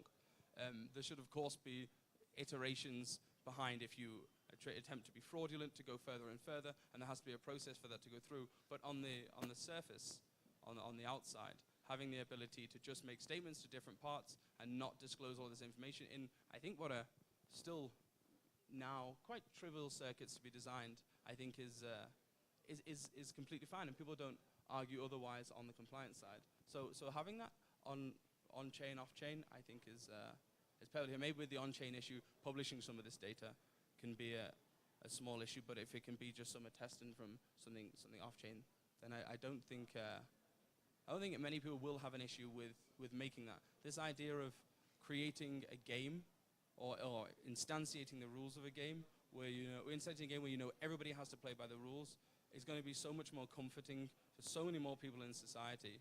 And it's going to be so much more easy to make us do far better coordination mechanisms, and one will be compliance. What I don't doubt, and I say with actually a high degree of certainty, the reason a lot of these things fail now is because of our inability to organize them on scales of hundreds of millions of people, and not just through the digitization, but through all of these parties seeing all of this information. It's kind of a mess, but if we can create benevolent technologies that create or build out frameworks or groundworks before we even commence to say, well, we'll all do it in this fashion. The same with if everybody was paying exactly the tax they're supposed to. I'm sure, 1, they could be much lower, and 2, basically everybody happy paying their taxes. It sort of just falls into that. It seems a composable way to bring about a better evolution of compliance than what we have today. I don't doubt that all the lawyers going through Coinbase or whatever monolithic publicly tradable companies take ages going through thousands of pages of documents that they wouldn't need to. But if they could just go to what was necessary for them and then have a system of digging deeper if there was some level of fraudulence, but you can attest to this in some statement, and amazingly can't lie about these statements. On the compliance framework, I mean, all the lawyers tell me it just depends. So I'll stick with that answer. But I think it's important to also keep in mind in history as there is innovation, like regulatory frameworks do change, or people deliver certain things in ways that get around regulation. And like a good example of this is like YouTube, Spotify. There's a regulator over the airwaves for radio and broadcasting, and those guys like Spotify and YouTube aren't regulated by those regulators. If I was a radio station, I'd be pretty pissed off because I had to adapt everything I did to those airwaves. And so like for the innovators, cutting edge people out there, there's different ways to deliver things that do sort of not get around, but work with the framework that they have, and it still works in society. But I think the good answer is it depends. Huh? Oh. Oh no, I think I'm up. All right. So yeah, I think the answer here is it depends. That's a very short way of expressing everyone's opinions on stage. And we'll shift the topic away from compliance so you guys can wipe off the sweat and focus more on, we talked about applications, innovations, circuits being deployed right now for use cases, right? Like, but on the other end of things, right, like we're in the ZK house, so we know a lot about the innovations on the inside, but on the more general end, right, people think or attribute privacy with, oh, I've got nothing to hide, so why do I need privacy? Blockchain's been around for this long without privacy, why do we need it now, right? Like if you're using privacy for some reason, you must be doing something nefarious, right? But like I kind of want to bring the conversation back to existing and upcoming use cases using ZK for privacy, right? Like what are some of these use cases that you think are really exciting that really can scale out to that 100 million monthly active users that applications really are trying to achieve? I guess I'll start just from a high level. How I talk about it in my firm is like people say MEV is everywhere. If you're in Web3, I think privacy is everywhere. Again, just think about your Uber ride here, all the things that are integrated within that app that have privacy, whether it's your driver interaction or whether your payments, like you don't want everyone knowing how many Uber rides you took, I don't know. But that's the way we kind of think about it. And again, in that context of like applications that will be enabled from privacy itself and are required within it, not in the context of financial primitives, but other applications within it. But these guys, I'll save them to give some actual use cases.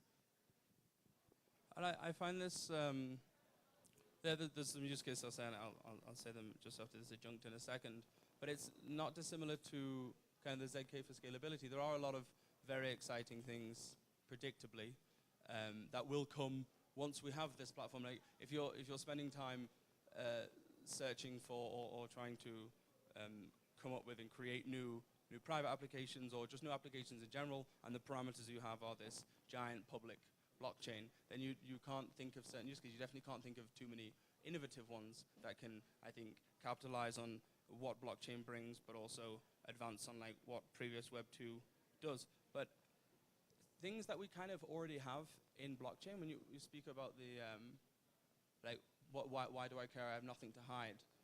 Again, turns down to what we've said a few times of kind of looking for synonyms for privacy, for like sovereignty, for like consent, for like understanding actually there are behaviors you do all the time, every day in the real world, and you don't call them private behaviors, but they're private behaviors, and they wouldn't be executed the same if they were public. Voting, we have voting now, and DAO voting's good, open for some reasons, I guess good for some reasons. Being open makes it rather fast and hastened, but there's a reason that electoral democratic voting, or at least in most countries, is done private in ballot boxes, because having the sovereignty of your own thoughts to make a decision about something in front of you affects the outcome of that, and that's not to do with you needing to conceal something that you're doing nefariously. I think also the idea of guilty until proven innocent over these crimes is just genuinely petrifying. But so taking like blockchains as they are today, and say you have an Ethereum transaction here, and it's a $1 in gas fee. I know perhaps you can put it on a alternative cash, or we can put it on some kind of wrapper, and it's going to be $1.10. It is uninteresting to people, because then I don't really care. But if you were to say to the same people, can you just pass me your iPhone and bang in the code and show me your photos, it would be a no. And it's like, well, what's the difference between that and something you find online? So that's something they have in, I guess, taken for granted that you can't really do, without maybe doing some Merkel commitments to all your photos or whatever. There's some smarmy answers coming up. But use case-wise, voting, gaming. We speak about gaming now, and without looking into the issues around keeping a global state and looking at ways to make that private to some description. How are you going to play PvP multiplayer games, these kind of Fortnite style? If there's a state of the game constantly updated, you'll be sniped wherever you go. DeFi has massive problems, as we can see. People are seeing, most of these reports on security hacks are people seeing activity that goes on. And that's obviously a good thing, but it does mean that all activity of all places are done. And of course, once one person's doxxed, all of their history is suddenly appears and is known. As we you know, MEV is going to be another very, very large issue. But just certain sets of human behaviors that ones that we can say that we already have, and we use today, but we just don't, we just take them for granted because we don't see them as private, but they are. They're just there isn't an awful narrative around it. Yeah, and even kind of on that, it's like having the private or technology that enables private communication just more closely simulates actual human behavior in the sense like, yeah, we have a private conversation on the side, like you can't do that on a blockchain right now. So if we can more closely simulate human behavior via blockchains because of private systems like this, like, yeah, it opens a whole new door to different types of interactions and different types of applications on top of that. And then earlier you mentioned the, like, no one cares about their own personal privacy, like that tragedy of the commons type thing, where it's got that analogy we heard earlier, that like individuals making the decision on opting into privacy is similar to like pollution or like carbon output, where like we don't see the negative externalities within the decision, like within that individual economic decision. So like if there's a way to like use the magic of blockchain economics to price in these type of things, it's kind of a, I don't know, very abstract idea, I guess, but that's kind of how I was thinking about that. One use case that actually came up very recently was a work by Dan Bonet and one of his graduate students, Trisha, I think her name was, on proving image provenance. And this is a super relevant problem. You have a lot of fake news getting propagated everywhere. You don't really know if images that are being taken at a given point in time are the same ones that are kind of being refactored or kind of altered and being repurposed and used in other means. And so now you basically have an entire digital value chain where you could have, you know, your phone or your camera and basically have that piece, you know, kind of attest to certain parameters as it relates to the location, the time at which this photo was taken, and then you can, there's this other organization that kind of specifies rules in terms of how you know, you can actually alter images in a way that is compliant, and it's not basically altering things and kind of putting other metadata that would basically corrupt provenance. And the idea now is that you can actually take all of these software procedures and then encode statements and generate proofs that whatever you're actually doing with this photograph is in fact not manipulating any of the underlying metadata.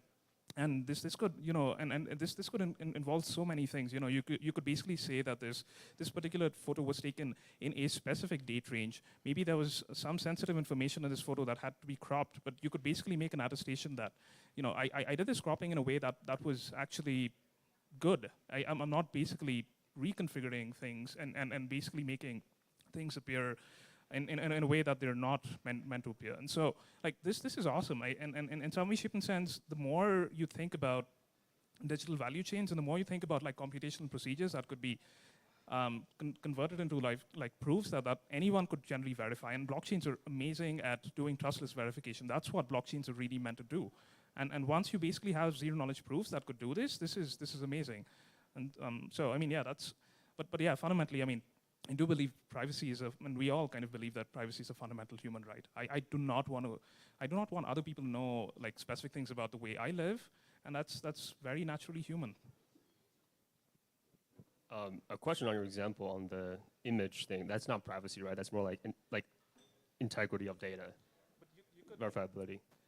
So you could basically choose to hide specific information pertaining to, say, the date the photograph was taken or the location. You could basically say this was taken in a specific date range, this was taken in a specific part of the globe without exactly specifying where it was. And so you are, in fact, getting a degree of obfuscation there. Right. Great. Yeah, I think out of blockchain examples, of ZK, it's like really important. ZK as a technology has been there for over 30 years, and we just now have like really great implementations, and we should apply them to any context we could. One comment on that is also actually, but ZK is not the solution to everything. This might be a tangent, but let me like mention this. Like anonymous voting has actually, anonymous credentials has been studied for 20 years. I mean, ZK has been there for 30 years. Like, I think the Swiss government have actually implemented anonymous voting without ZK. I mean, there's ZK components, but it's not like a blockchain ZK voting, right? It's like off-chain, anonymous credential type of voting. So like ZK is not a solution to everything, but yes, like it's like a crucial component if you want to build verifiable, like privacy-preserving systems. It's just like a tool. If you build a skyscraper, you need concrete, right? But anyways, that's a tangent. But I do realize what is ZK House, so definitely. Anyways, so the question was, what are use cases for privacy? So I think one overarching theme is that, like, let's make it interactive. How many people here have used PGP? 2. How many people have used Signal or WhatsApp? Oh, not that many more. Like Telegram. Okay. So Telegram claims to be internet encrypted, but like I'm not actually sure whether it's by default. I don't think it is. But the point is, if privacy incurs a cost, people will not use it. Okay. So PGP was a tool that's been there for like, I don't know, 20, 30 years. Didn't really pick up traction besides among privacy maxis. Privacy aware individuals who are technology savvy enough to like use it. You need to make privacy seamless for everyone, right? Like the privacy solution and the non-privacy solution, I mean, should be on feature parity, right? And that's not happening in blockchains right now.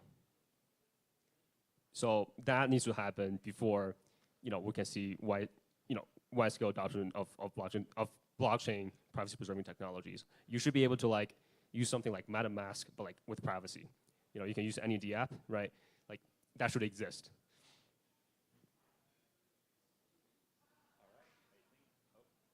Hello? Oh, hi. All right. I think we have time for 1 or 2 questions from the audience. So, all right, here, I'll go ahead and. Thank you. So I've got a little bit of a curveball, but in the context of zero knowledge, I am wondering if any of you think that it would be possible for us to claim that current American data collection, specifically by the state, data collection practices are a violation of the Fourth Amendment. If there is zero knowledge and they're not using it. What do you mean? So are you saying that they could use zero knowledge to collect data? Well, so my question is, yes, if that's there, will it be possible to like push the government to adopt when there is that parity, push them to adopt something ZK, or is it just not really? I think it's definitely possible, but it's a long shot.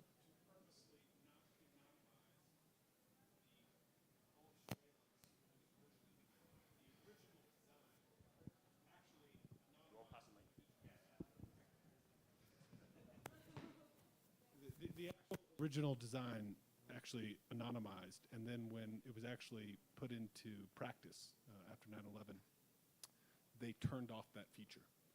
So they could have already encrypted. It could have just been user XYZ whatever in America, and then if there was a reason, de-anonymize who that individual was. That was the original design. They chose not to implement that basic feature of the original kind of spec program. So they've always had that ability, and they chose not to. All right, so I think that answer is it's definitely possible, and that's one of the potential realities that could have happened. Any other questions from the audience? All right, perfect. I've maybe yes. Maybe the reason from what Sam just said, the difference, of course, about the zero knowledge proof is you're able to create these Boolean statements where previously, especially we're talking, so couldn't answer the question properly. I'm not American, not too good at the amendments. But if we're from the Netherlands, no, unfortunately not from there either. Prior to 2001, creating technologies for absolute correctness of data over individuals would have been a lot more difficult than it is today. I think the argument in that way you can have basically conditional constraint statements, where if the person does choose to fail and they decide to be a terrorist, then it goes off the anonymized list and onto a de-anonymized naughty list, and then it can be searched through. So maybe that's one thing sort of on the favor. One of these things that comes very differently with what we have now is the exponentiation of more superior technologies. Even the difference between now and 21 years ago in 2001 is very, very viable to impose these on nice, permissionless, decentralized, highly absolutely trusted databases where conditional statements could return back, or this person's not saying what they did, further inspection.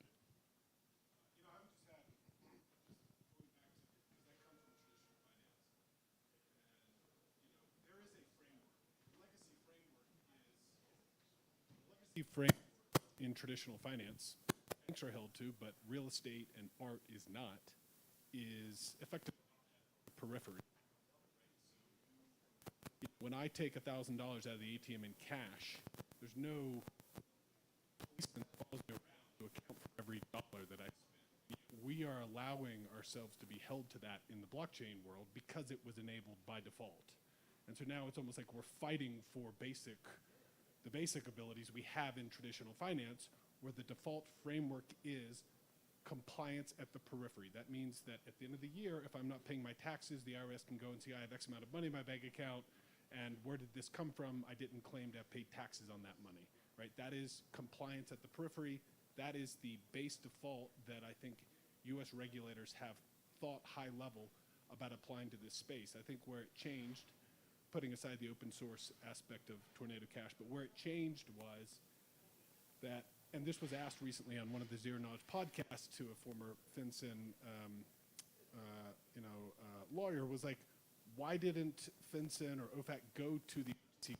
They could track all these transactions. Why didn't they go and actually go to the end OTC dealer somewhere in Asia that was effectively cashing out these flows?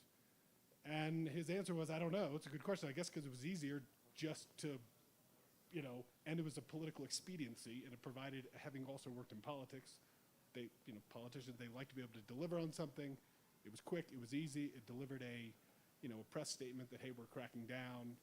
Crypto is also generates a lot more buzz than maybe it necessarily should, and I think that here, whether fully thought out or not, rather than follow through those flows to the periphery, which would have been more work, they chose just to add some addresses to an OFAC list, probably without a full deliberation of what that entailed.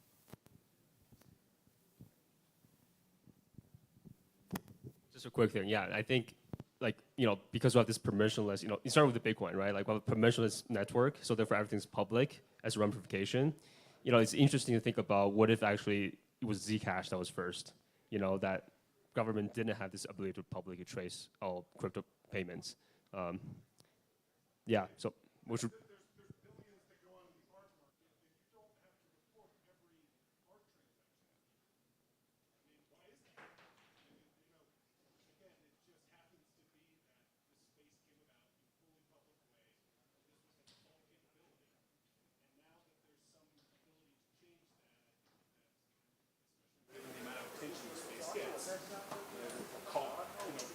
Probably being more defensive than we necessarily need to, relative to the other very large aspects of the economy where billions of dollars are transacted, and the default enforcement at the periphery is a sufficient and effective compliance regime. All right, sorry to bring it back to compliance, guys, but yeah, I think that's about all we've got time for. Thank you very much for this conversation. I think this was very valuable, and the speakers will be around for a bit if you have any other questions or want to talk more offline. All right, thank you, guys.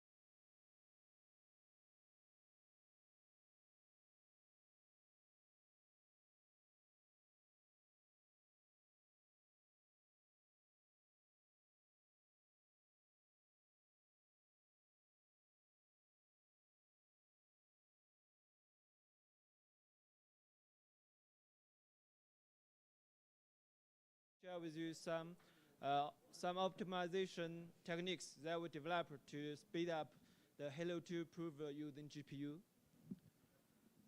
Before I get started,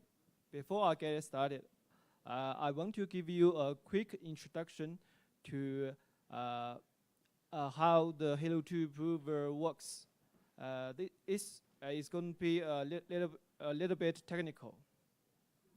Let's see what's happening on the back end.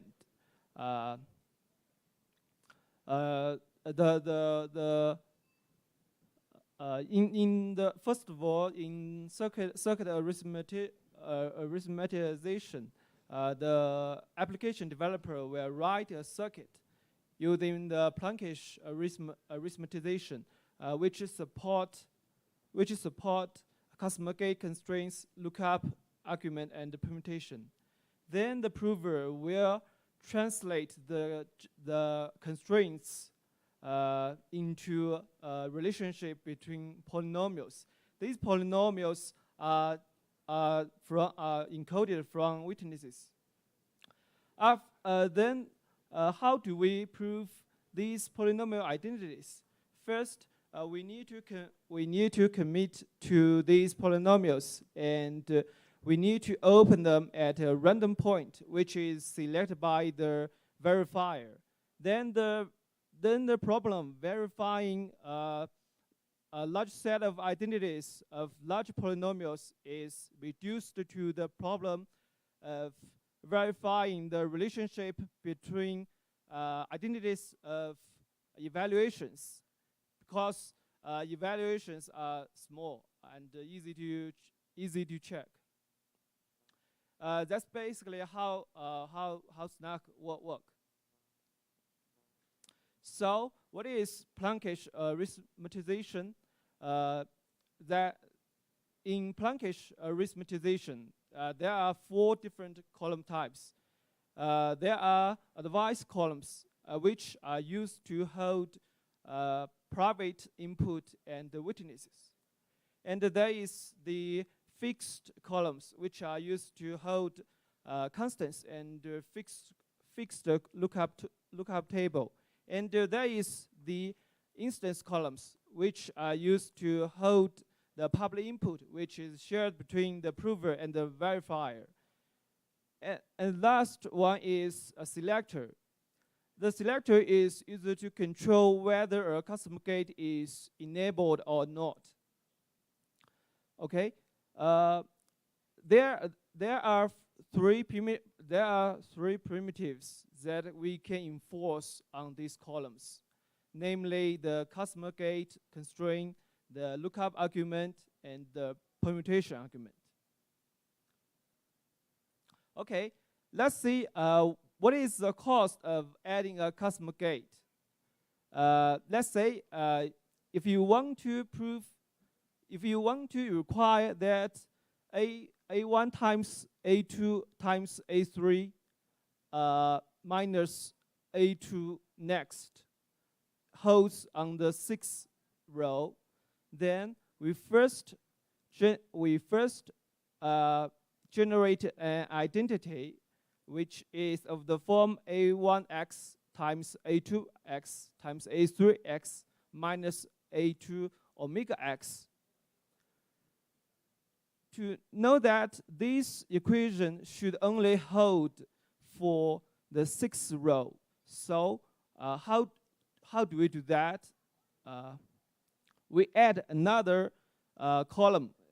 We add another selector called S, and we set the 6th row of S to be 1, which is true, and set the others to be false, to be 0.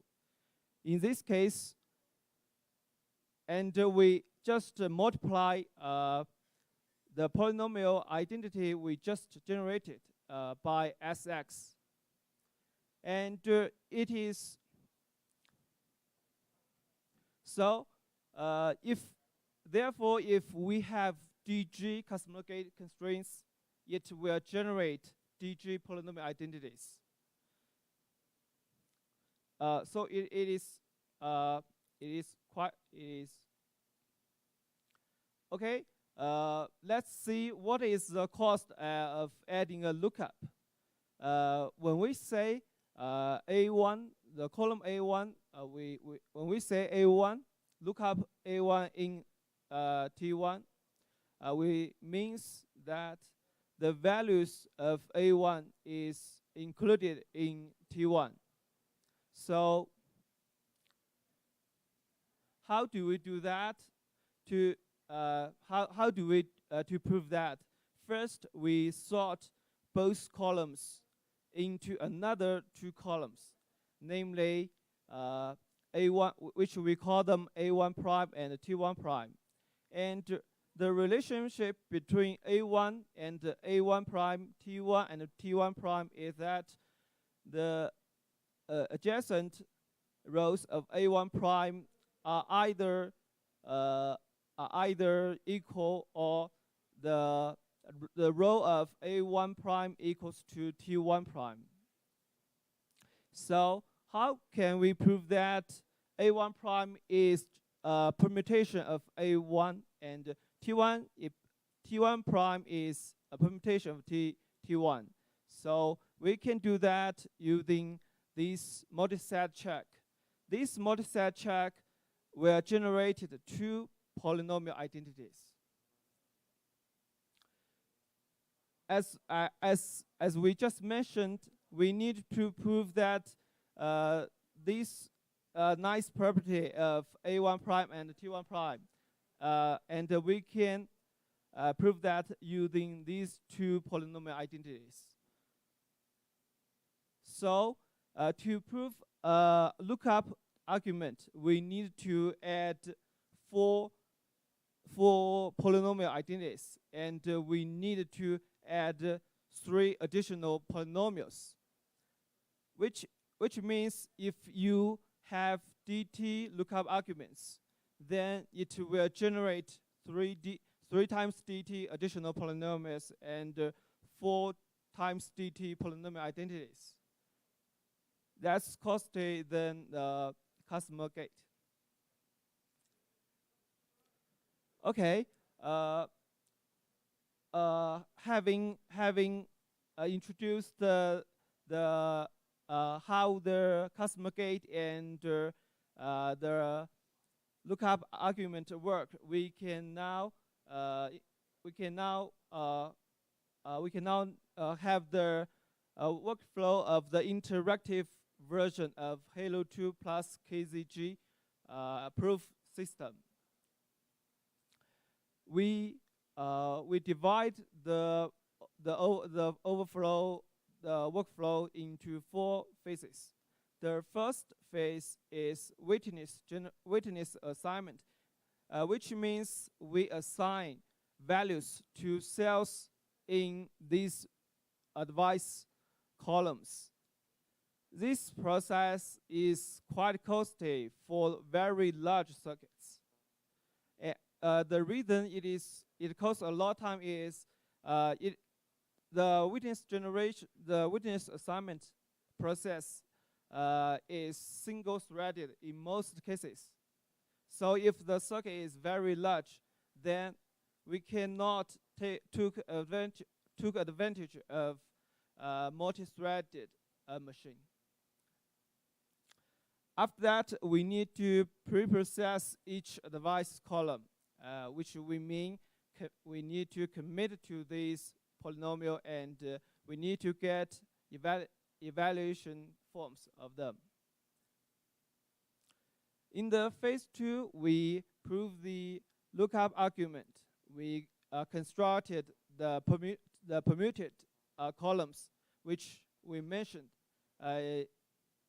which is the A prime and the T prime. And we need to construct the grand product polynomial DZ for proving that A prime is a permutation of A and T prime is a permutation of T. After that, we need to do this pre-processing thing just like phase 1. In phase 3, we compute the quotient polynomial h using all these polynomial identities. Since the degree of h is, then we get the quotient polynomial h prime. Since the degree of the h prime is very large, if we want to commit to h prime, we need to commit to slices of h prime.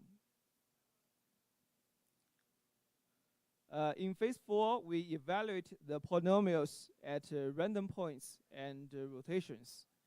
Then we prove that the correctness of these evaluations by the GWC multi-open protocol. So there are 5 types of computation in the Halo 2 proof generation. The first is witness generation. It involves native computation on the native field arithmetic.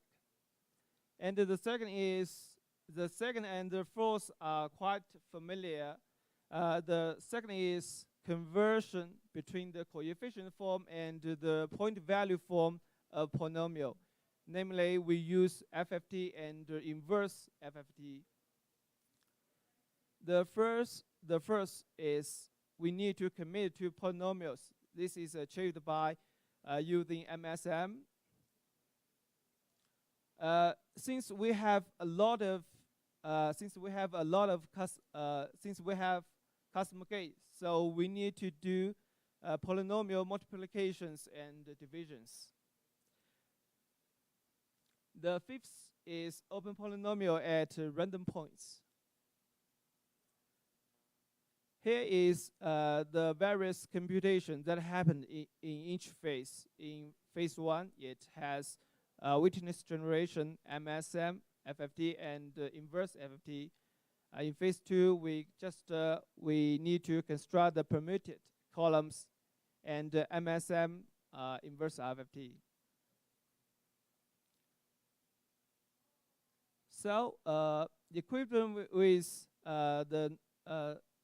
some knowledge of how the Halo 2 prover works, let's see how we can optimize or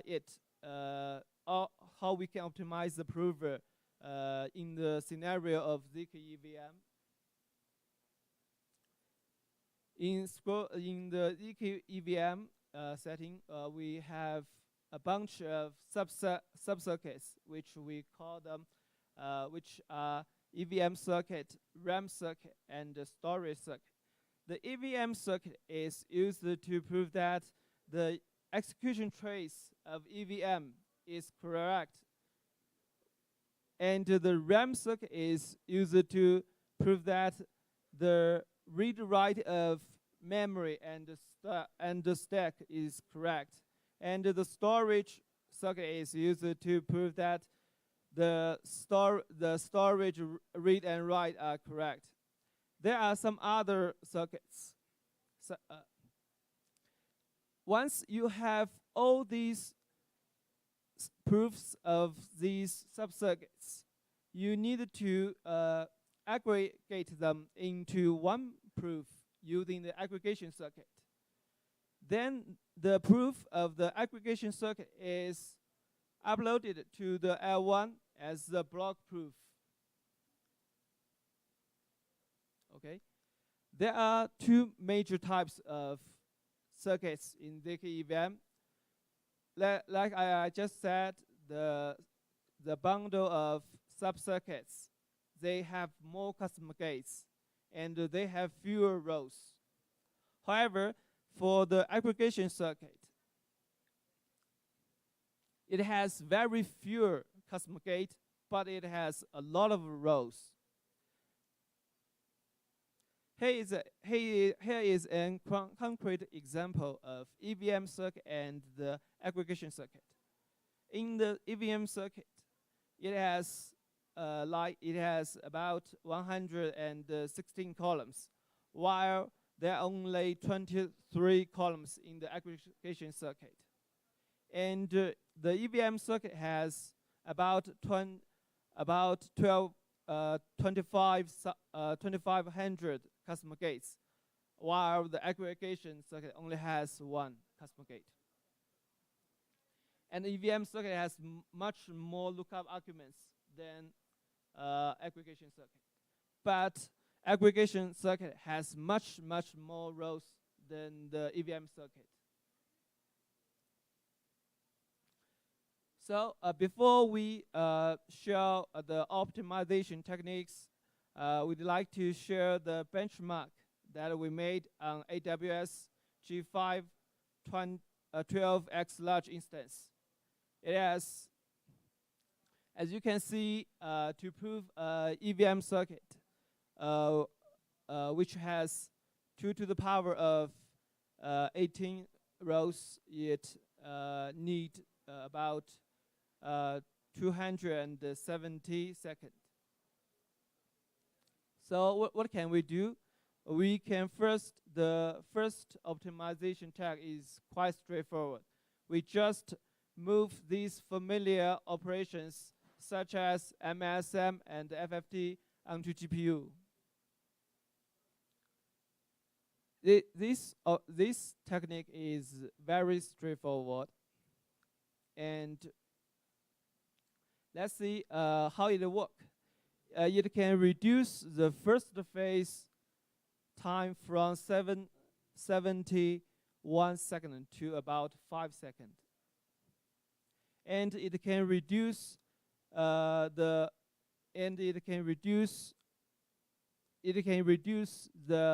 time in phase 3 from 141 seconds to about 63 seconds.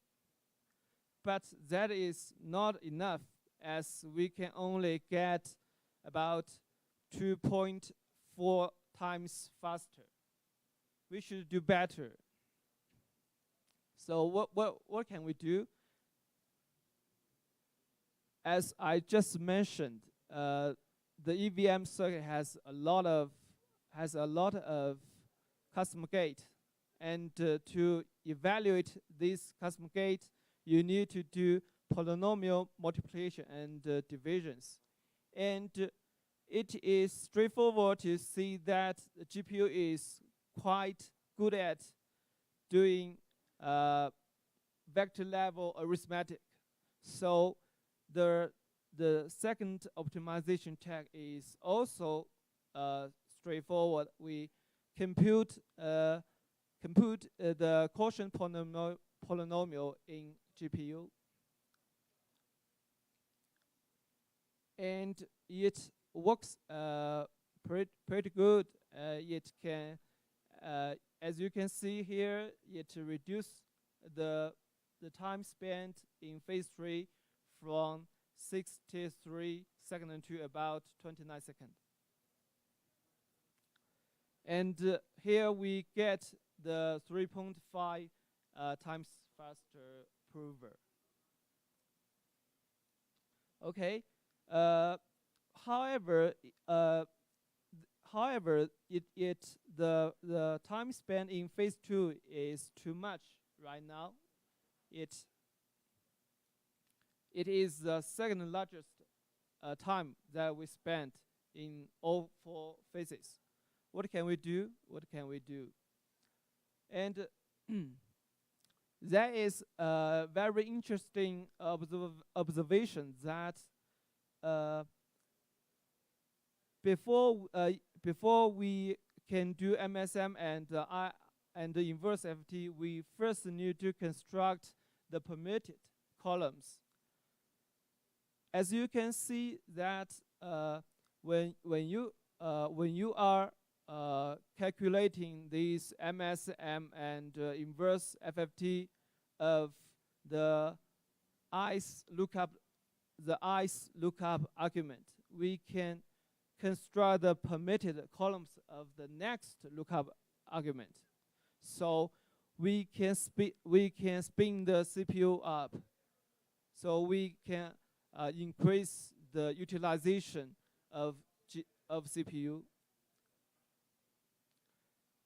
and the implementation of the third optimization is not very complicated, and it works quite well. It managed to reduce the phase 2 time from 23 seconds to about 6 seconds. From now on, we get the 4.7 times faster approval. Okay, and the proving time is less than 1 minute now. Let's see how much time is spent in MSM and FFT. In the CPU only prover, it spent about 64%, while in the case of GPU prover, it only account for about 15%. So the well-known tasks like MSM and FFT are no longer the dominant factor for proving.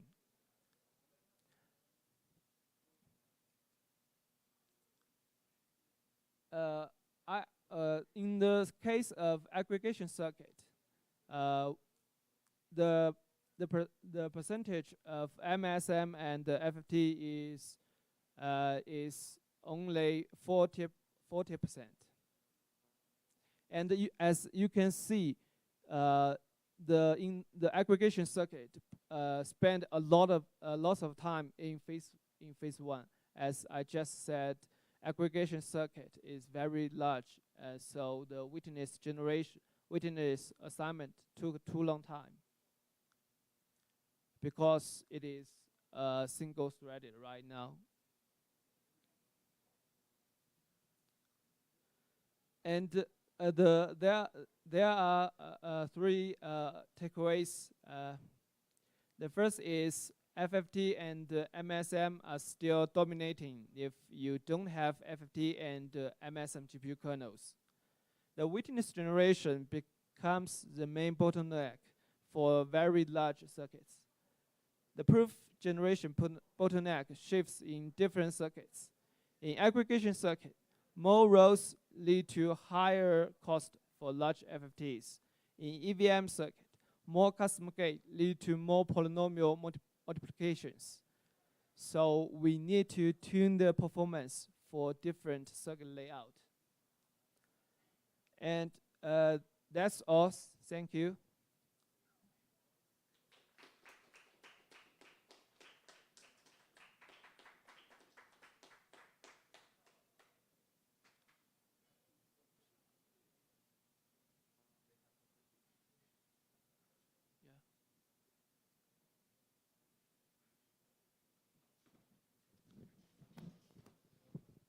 Hi, really appreciate this talk. There's very few resources for Halo 2 out there, so thank you.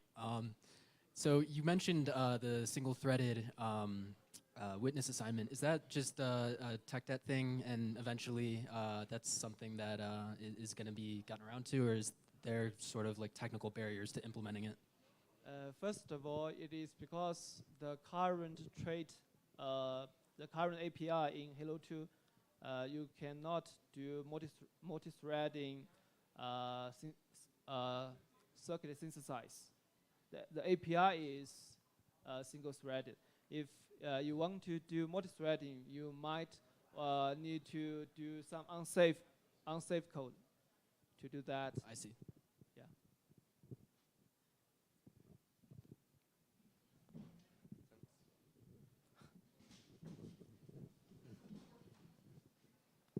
Hi, thanks so much. I should know it, but what do you mean by GPU kernels? What exactly is that? That is code that run on GPU, just like the code. For example, the code run on CPU are x47 assembly. So these are the code that can run on GPU. Yeah. Thanks.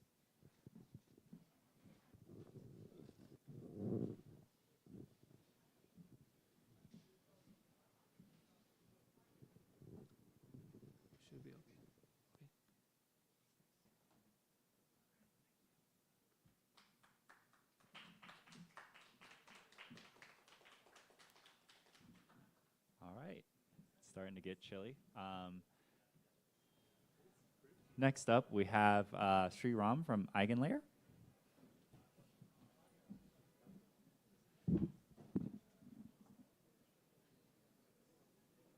USB 3 or C.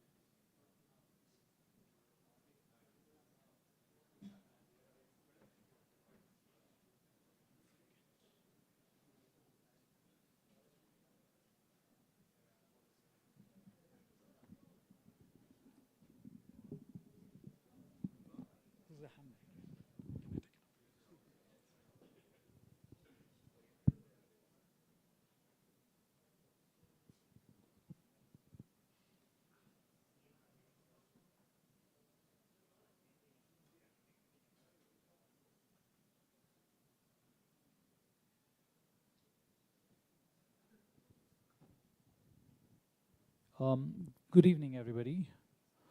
Welcome to this talk on EigenDA. In this talk, we're going to see our mechanism for scaling data availability for rollups. I'm Sreeram, founder of EigenLayer and associate professor at the University of Washington, Seattle, where I run the UW Blockchain Research Lab. Before I get into the talk, I want to make sure to thank the rest of my team who really helped develop and build this algorithm. You see the teammates here.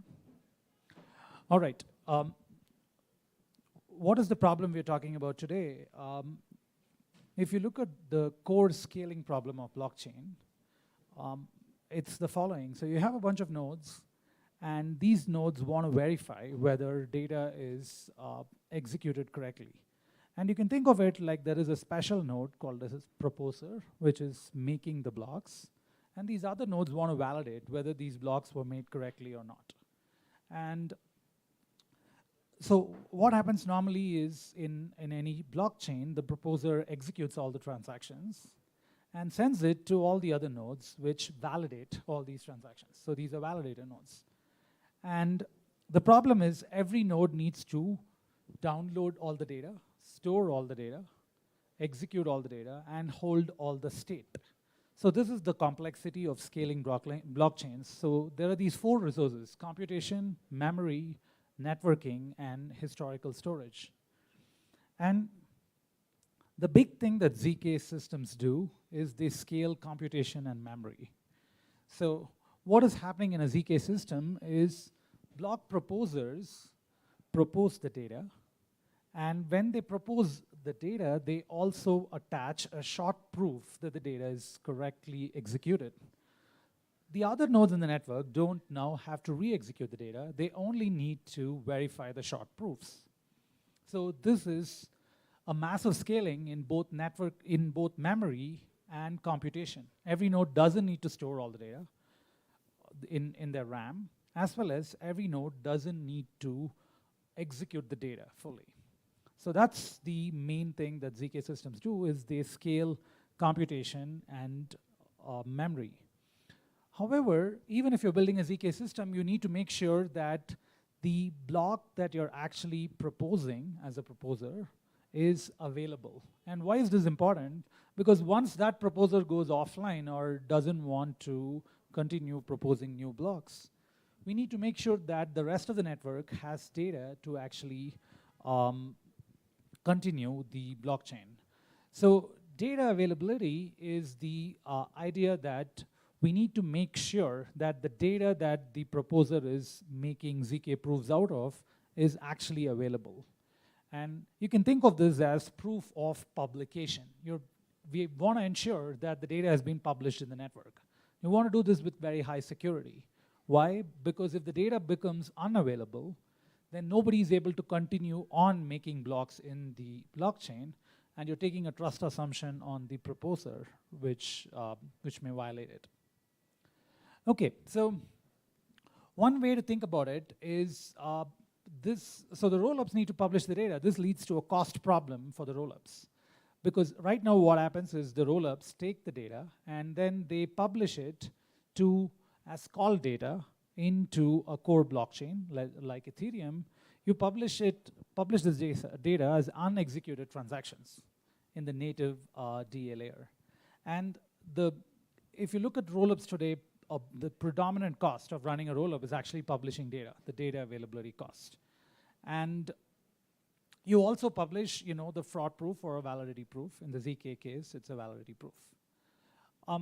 When you compare this with alternatives, like running a new blockchain, this is not yet in favor. Why is this? Because if you're running your own blockchain, you can pay for validation in essentially your own future revenue. For example, if you're running like a Solana or an Avalanche or a Polygon, you can pay your validators in your own native token. And when you're doing this, you're essentially paying them in your future revenue. And so today, you can actually make it really, really low cost. Whereas a rollup cannot do that. The cost economics of a rollup are very different. The rollup is taking a fixed and uncertain cost on paying for data availability. And this makes a rollup somewhat non-competitive with alternative layer ones in the short term. Okay, but of course, the idea of running it on an alternative layer one is you have much less security. So the question is, can we get near zero fees and Ethereum security together? All right. So before we do this, we need to understand, are there mechanisms to actually absorb Ethereum security to do other things? And we will answer this by our proposed solution called EigenLayer. EigenLayer is a mechanism for ETH stakers to provide other services. So today what's happening is, Ethereum is providing services to the dApps in terms of only one thing, which is block making. And the Ethereum validators guarantee that blocks are made according to the Ethereum virtual machine state. But there are any number of other services that are needed to run a dApp. And for example, in the case of a rollup, you want to also provide data availability. But if you're running a general dApp, you also want to have all kinds of other services. You may want oracles, bridges, data availability. You may want new kinds of ordering layers, new execution layers, all of these things. And what EigenLayer allows Ethereum stakers to do is to put their native stake. So if you're an Ethereum staker, you can put your native stake at additional risk and opt in to provide services on new middleware or new services that require distributed validation. You see a bunch of examples here. And why is this interesting? So one way to think about blockchain is the core value proposition of a blockchain is actually in supplying decentralized trust. And what EigenLayer lets Ethereum stakers do is to supply decentralized trust in a flexible manner. You're essentially, EigenLayer creates a market for decentralized trust. If you look at all the solutions before, decentralized trust is bundled with some technology. If you take the most extreme case of Bitcoin, in Bitcoin, the decentralized trust of Bitcoin is only supplied to the particular action of like transferring Bitcoins and doing some minimal Bitcoin script on top.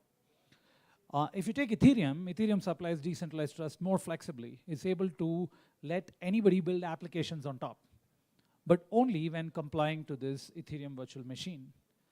And you see the layer 2 era was basically expanding this a bit more by saying that now you can supply trust to new execution environments as long as you can have fraud or validity proofs connecting it back to EVM. What we are saying is it is the most flexible decentralized trust available. So you take the existing decentralization and economic security underneath Ethereum and then offer it in a free market to anybody who wants to consume decentralized trust. So now if you're building your own new Oracle or data availability layer or an ordering layer or a bridge or an authentication, you don't have to go and try to bootstrap a new network just for your particular use case. All you can do is just pay a small fee and avail decentralized trust in this flexible marketplace. So EigenLayer is a marketplace where anybody can come and borrow decentralized trust. So there are many advantages to this, and it's a whole topic, so I'm not going to get into this. But now that you have a mechanism by which you can borrow Ethereum trust, can we actually go and build something interesting on top to solve the scalability problem for ZK rollups, which is the particular aspect of you want to have high performance data availability. So first, let's define the scope of what we mean by high performance data availability. What do we need from a data availability layer? So the first one you need is what I call hyperscale. Hyperscale is another way of saying horizontally scaled performance. So one of the core considerations when designing data availability is what is the network resource you need to use. So if there are n nodes in the network, like in Ethereum, there are theoretically 400,000 plus validators, and practically there may be like a few thousand to 10,000 validators. Because the same nodes may be running multiple 32 ETH validators. But the question is, like, if there are n nodes, each of them have a bandwidth C, what is the rate at which the system should be able to write unconfirmed data? Theoretically, it can be n times C. Each node has bandwidth C. There are n nodes, so the total bandwidth available is n times C. So just to give some ballpark numbers here and see how far we are in any blockchain protocol today, in Ethereum, for example, nodes require like 2 megabytes per second to actually validate, to run a validator. And there are, like I said, 500, 400,000, 500,000 nodes.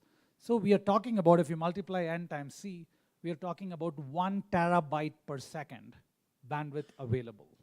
1 terabyte per second, if you can horizontally scale the system. But the rate at which we have data availability on Ethereum is 80 kilobytes per second. Several orders of magnitude off. The theoretical limit is 1 terabyte per second. The practical limit, where we are operating today, is 80 kilobytes per second. So there's a huge difference. That's why I'm calling this hyperscale. We need the data availability layer to be low cost. What do I mean by low cost? If there are n nodes in the network, in every existing system today, to store the data, every node redundantly downloads and stores the data. If every node downloads and stores the data, then you essentially have n times the cost of a single node downloading and storing the data.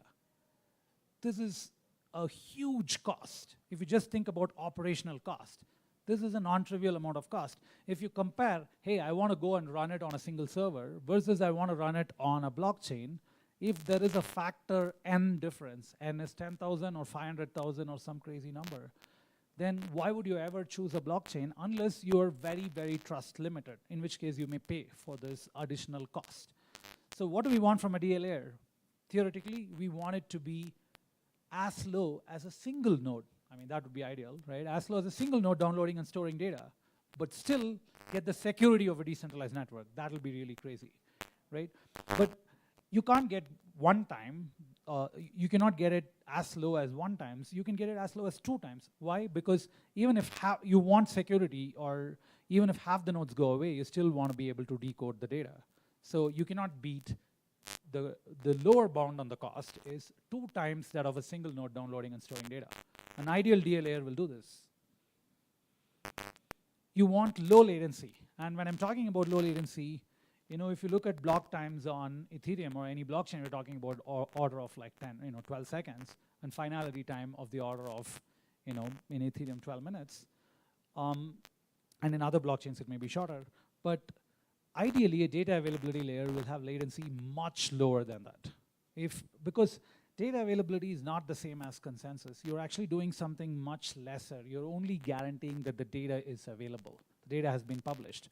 For example, if you send me a data and I'm telling you the data is available, somebody else is sending me a data and I'm telling them the data is available, I don't have to relatively order these availability statements, because each statement stands on its own. Your data is available, their data is available. I don't have to create a totally ordered ledger.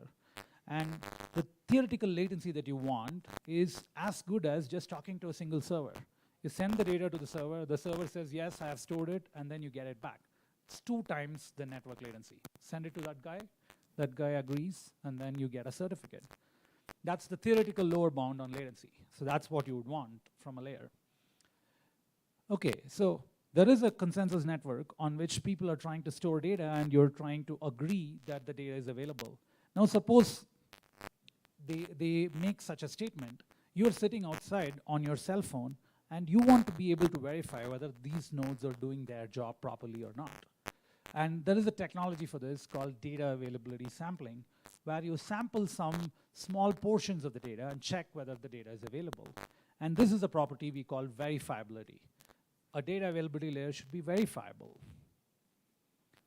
And finally, you want your data availability layer to be customizable. You know, you are building your ZK rollup, okay? You choose your curve on which you're doing your operations. You choose many things which are particular to your prover architecture. And now, to use a different data availability layer, if that is doing an erasure code on a completely different field, you have to do field translations and all complex operations. Instead, if you had a data availability layer where you can use the field of your choice, you can use the erasure code of your choice, you can use polynomial commitments of your choice, you have a massive degree of freedom. Not only this, you may want to say, hey, for this data availability layer, I don't want to pay fee in ETH. I want to pay fee in my own token. Okay, this is something you might want. And you don't have any data availability layer has properties like this. You want customizability, permissionless customizability. You should just be able to tune whatever you want on this layer. So these are some of the properties you would want from an ideal DA layer. Hyperscale, which is you want to maximize the throughput at which you can write data into the system. Low cost, which is the total cost of operating this layer should be very low. Low latency, you want it to be as good as like basically network latency. Verifiable, light nodes should be able to download and check the data is available really easily. Customizable, you should be able to reprogram any aspects of this system, including how erasure codes are done, including what's the quorum size, including what token you're using for staking. And the main claim from this talk is we have a solution called EigenDA, which is built on EigenLayer, which achieves all these properties. You have hyperscalability, low cost, low latency, verifiable, customizable. Okay, what I'm going to do in the next 5 minutes is try to kind of hint at how we get these properties. Okay, the first one is scale. Like I said, one of the paradigms which we operate in is if you want a data availability layer, just build a pure data availability layer. It should not do consensus. It should not need a new trust network. It should just do the one thing that it's supposed to do, download and guarantee that data is available. That's what we build. So how do you do this? Imagine there is a set of nodes. We call this the EigenDA trust set. How do you get this trust set? They're ETH stakers who opted in into EigenLayer for this particular task, EigenDA. And normally what happens in a sequencer is you do transaction ordering and you update the state. In addition to it, what you do in our system is you use erasure codes along with polynomial commitments. This architecture of the cryptography is borrowed directly from danksharding, which is the Ethereum roadmap for data availability scaling. So you do this, and you have a bunch of nodes. Each of them have a bandwidth C. What happens is none of the nodes download all the data. Nobody touches all the data in the system. So as a roll-up sequencer, you take your blob, you divide it up into small chunks, you encode it, and then you send it to each of these nodes what they should be receiving. Each of those nodes receive only a small portion of the data. That's how we get scaling, right? Each of the nodes only receive a small portion of the data. When you get the portion of the data, how do you know that you got it correctly? That's where the polynomial commitments help you. So when you get the chunk of the data, you immediately know that this is actually the correct chunk relative to this commitment. Okay, so that is great. And there's no need for anybody to like download all the data and verify you encoded this correctly or any of that, which all introduces additional latencies. Okay, all of them receive their chunks. They have signatures. They just sign their signatures and send it back to the sequencer. Okay, I'll explain the architecture a little bit more, but the core idea is since each node is only downloading a small portion of the data, if each node has bandwidth C, we do not require every node to download all the data. There's a scaling with a factor n because every node is only downloading a portion of the data. And we actually can get something like n times C by 2 bandwidth at which you can push data through the system. Some numbers here on what we can achieve. You know, we are already at like 10 to 15 megabytes per second in our testnet. We can, and you know, here you see there are 3 columns. You see the system, you see the system's data availability rate, and node bandwidth. The main thing to focus on is the last line. You know, the EigenDA is able to achieve like 10 megabytes per second, but each node only needs to download a very small portion of the data. Each node bandwidth is actually very, very small. Okay, so I'll hint at why others are not able to achieve these properties, and it seems like what I said is very simple. What is happening?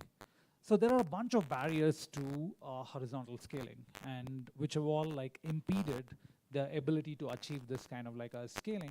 So the first one is you have to propagate a lot of data through a peer-to-peer network. And peer-to-peer networks have a lot of overheads. Everybody needs to download all the data. Everybody needs to upload the data to their neighbors. There may be many neighbors. So these things incur a massive penalty. EigenDA is built without a peer-to-peer network. The EigenDA nodes don't talk to each other. The rollup is directly talking to the EigenDA nodes. By cutting out the peer-to-peer network, you do not have any peer-to-peer networking penalty. This could go from like factor 5 to factor 10. There is a massive difference between upload bandwidth and download bandwidth on regular nodes. Even if you're using AWS, you're charged way more for upload than you are for download. So there is a huge difference. So in the normal mode, EigenDA nodes don't have to upload the data to anybody. They're just downloading it and sending a certificate. So no upload in normal mode. So that cuts bandwidth, again, massively. And most DA layers are co-designed with a consensus protocol. And by doing this, what happens is you have to propagate the block within the interblock duration. For example, if there is a block in between inside the interblock duration of 12 seconds, you need to make sure that the entire data is propagated within a small fraction of the interblock duration. So to do that, you take a factor 10 penalty. I call it the heat of consensus penalty. You have to do everything in the heat of consensus. You need to achieve consensus, and before that, your data has to be propagated. And this takes another hit. You have, in most of the other systems, like even including dark sharding, what happens is the builder, there is one node which is responsible for pushing all the data to the network, and it's called the builder. And the builder has an upload bandwidth penalty. There's a single node which is uploading everything. In our system, that's not the case. You can have like 100 rollups, each of which are pushing data separately. And by decoupling by making it distributed uploading of data, you actually get rid of the builder upload bottleneck. We're building this entire scheme based on KZG polynomial commitments, and KZG polynomial commitments encoding rate, there is an encoding rate bottleneck because you have to compute some FFTs over these curves. And so there's another bottleneck. And usually if a single node is doing it, it cannot run this algorithm at a very fast pace. So what we allow in our system is distributed encoding because each rollup needs to do only the encoding of their blob. And by decoupling all the different things to the right unit, you can actually scale. There is no theoretical barrier to scaling in the system. So once you remove everything, you can scale the system completely. So I mentioned low cost, and it's clear because what's happening is every node is only downloading a small portion of the data. So the cost of actually storing data is very low.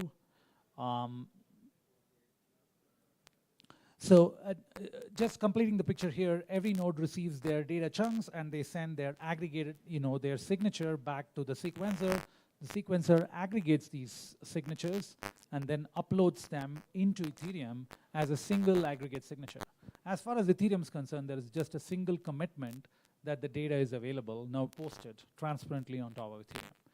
Now, since every node downloads very little portion of the data, you actually have the entire network. If the total file size is F, every node only, to gather all the nodes download only 2 times F bytes and store them.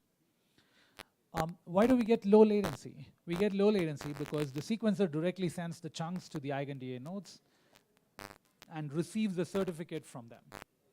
And as long as you have a certificate, you can show anybody else that the data is available even before that gets posted on Ethereum. So when you want to show to off-chain nodes that actually you have published the data, you can do it.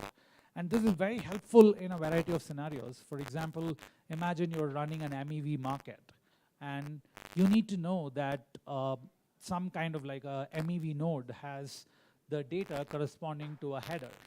How do you know this? You publish it to EigenDA and you get a certificate from EigenDA and you can float it around showing that you actually have published this data, and later when you want, the DA nodes will be able to release it.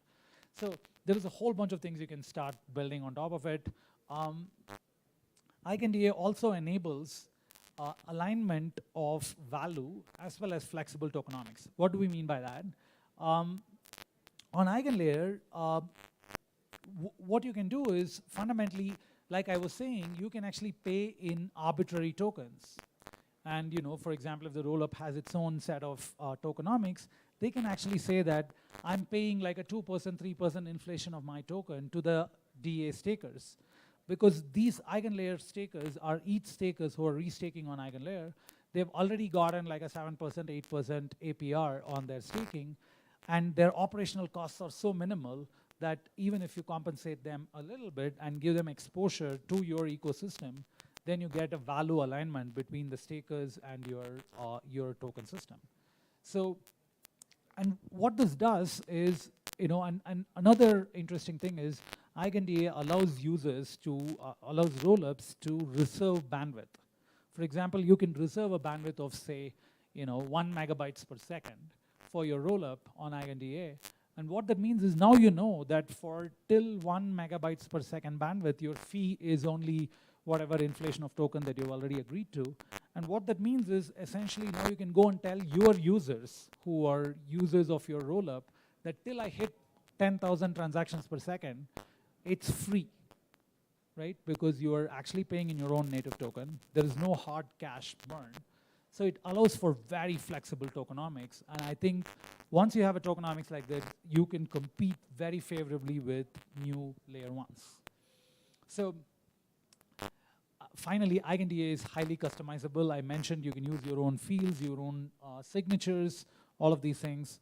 So what you can do is you can spin off your own EigenDA instance, which has different properties. It could use different quorums. It could use your own field of your own choice. One thing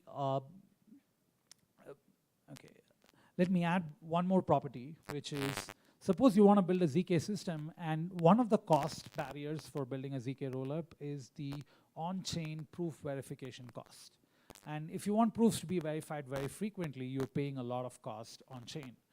But this prevents the, so if, for example, if your proof could be verified every block on Ethereum, you get very powerful composability between your rollup and what's happening on Ethereum as well as other rollups.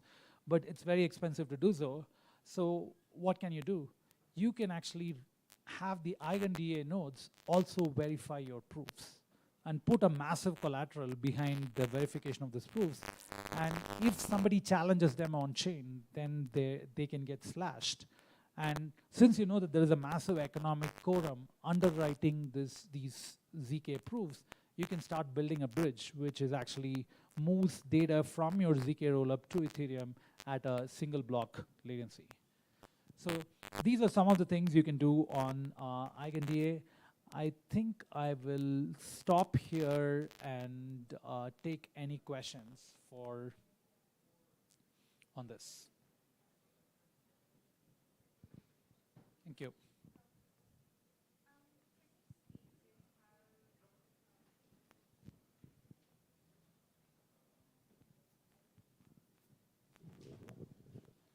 Thanks for your talk. Can you speak to how the economic security model changes with restaking? Because it seems to me like as a restaker, I would be exposed to sort of a greater attack surface.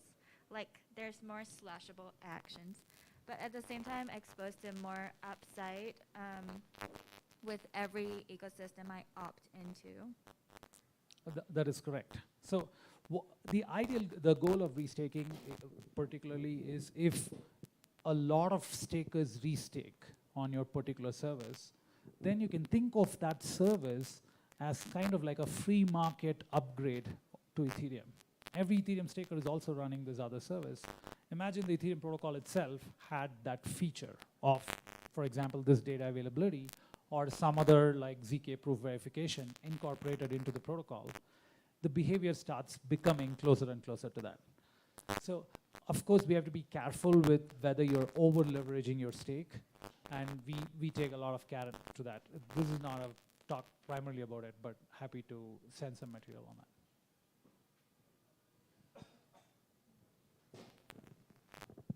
that. Very nice talk. I think like because I know Ethereum Foundation, they are planning to implement their own data availability layer, right? So like, what do you think like the EigenLayer, the DA layer, like in the future, like what's the ecosystem will look like? What's the relationship with the EF version? Yeah, like I said, several of the ideas are we've borrowed from the EF version, and we're also trying to contribute back to the extent that that's useful. But the fundamental parameters of optimization for the core data layer that Ethereum is building versus what we're building are quite different. One of the core constraints, so just to give you a sense of numbers, the upcoming upgrade called EIP 4844, donk sharding, will get us to a throughput of 83 kilobytes per second. 83 kilobytes per second, that's the data rate with with proto donk sharding, which is EIP 4844. With the upgrade called donk sharding, which is maybe 2 to 3 years from now, we will get to 1.3 megabytes per second. And our goal is to push this massively beyond these numbers. Already we are at 15 megabytes per second, but our roadmap is to scale this to maybe gigabytes per second.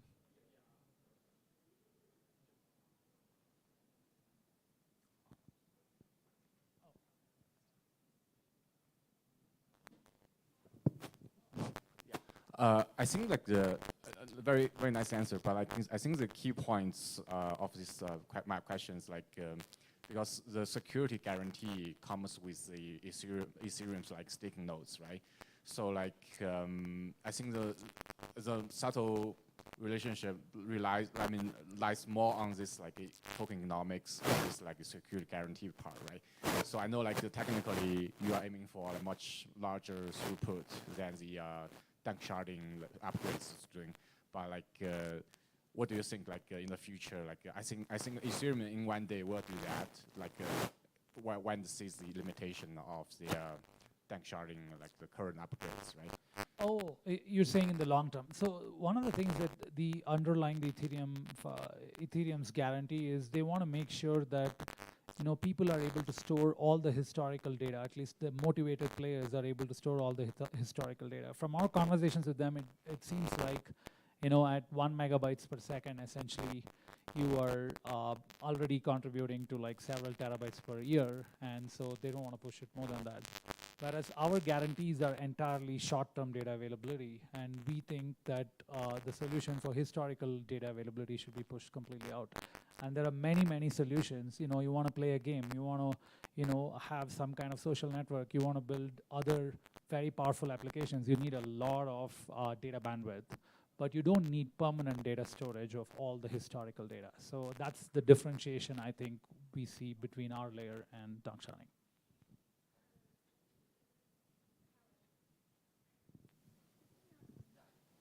Test. Is the fundamental limit on donk sharding because they didn't decouple data availability from consensus? There are many differences in the engineering architecture. The cryptography is identical, but the engineering architecture is very different.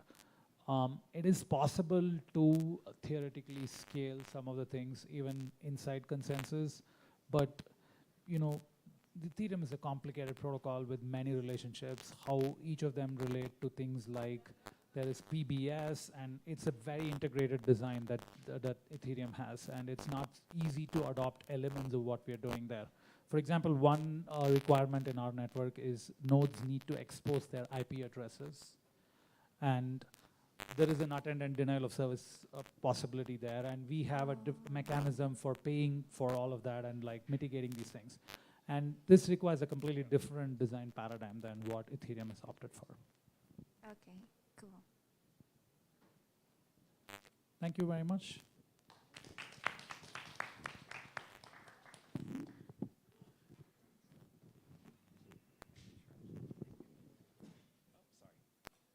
All right.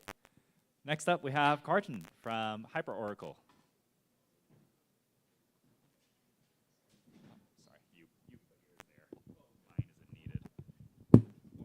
Okay, and then we need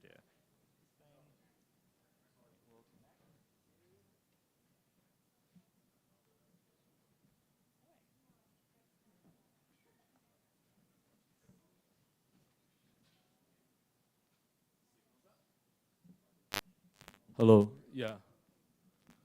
Oh, should I start it now? Yeah. Thanks everyone to still sitting here to listen to my project. So I'm Kartin, the co-founder of the HyperOracle. We are trying to build the ultimate Web3 ZK middleware, which is gonna change the whole DeFi world. And then, so the HyperOracle is, so what HyperOracle is like, we take the contract status and generate the proof for the contract status. So we can, the user can take the status and take the data and the proof around and roaming around different chain, blockchain and different time. So HyperOracle node can like help the contract to share their status with another contract in another chain or another contract in the same chain in different time. So in this case, we have the, for example, in here, we monitor this full contract, and then we take the data, and then catch it in the ZK graph, and then we check the hash, and then we run this thing on the ZK Watson emulator, which has the emulator circuit in it, and then we got the resolve and the proof. And then we can verify the data and the proof on the another verifier contract in different chain. So like, it's been a problem for me, like, why doing the interchain operation is so hard? Because like, the root problem is different blockchain have completely different runtime, different execution and language and consensus. And we need to find something is like common between them to do the interchain operation. So fortunately, the math and logic are the same in all the different chain. So for instance, 1 + 2 = 3 in all another chain and like in all the blockchain, and 10 bigger than 3 is true in all the blockchain. So we can use this math and logic as a consensus to let the blockchain to communicate.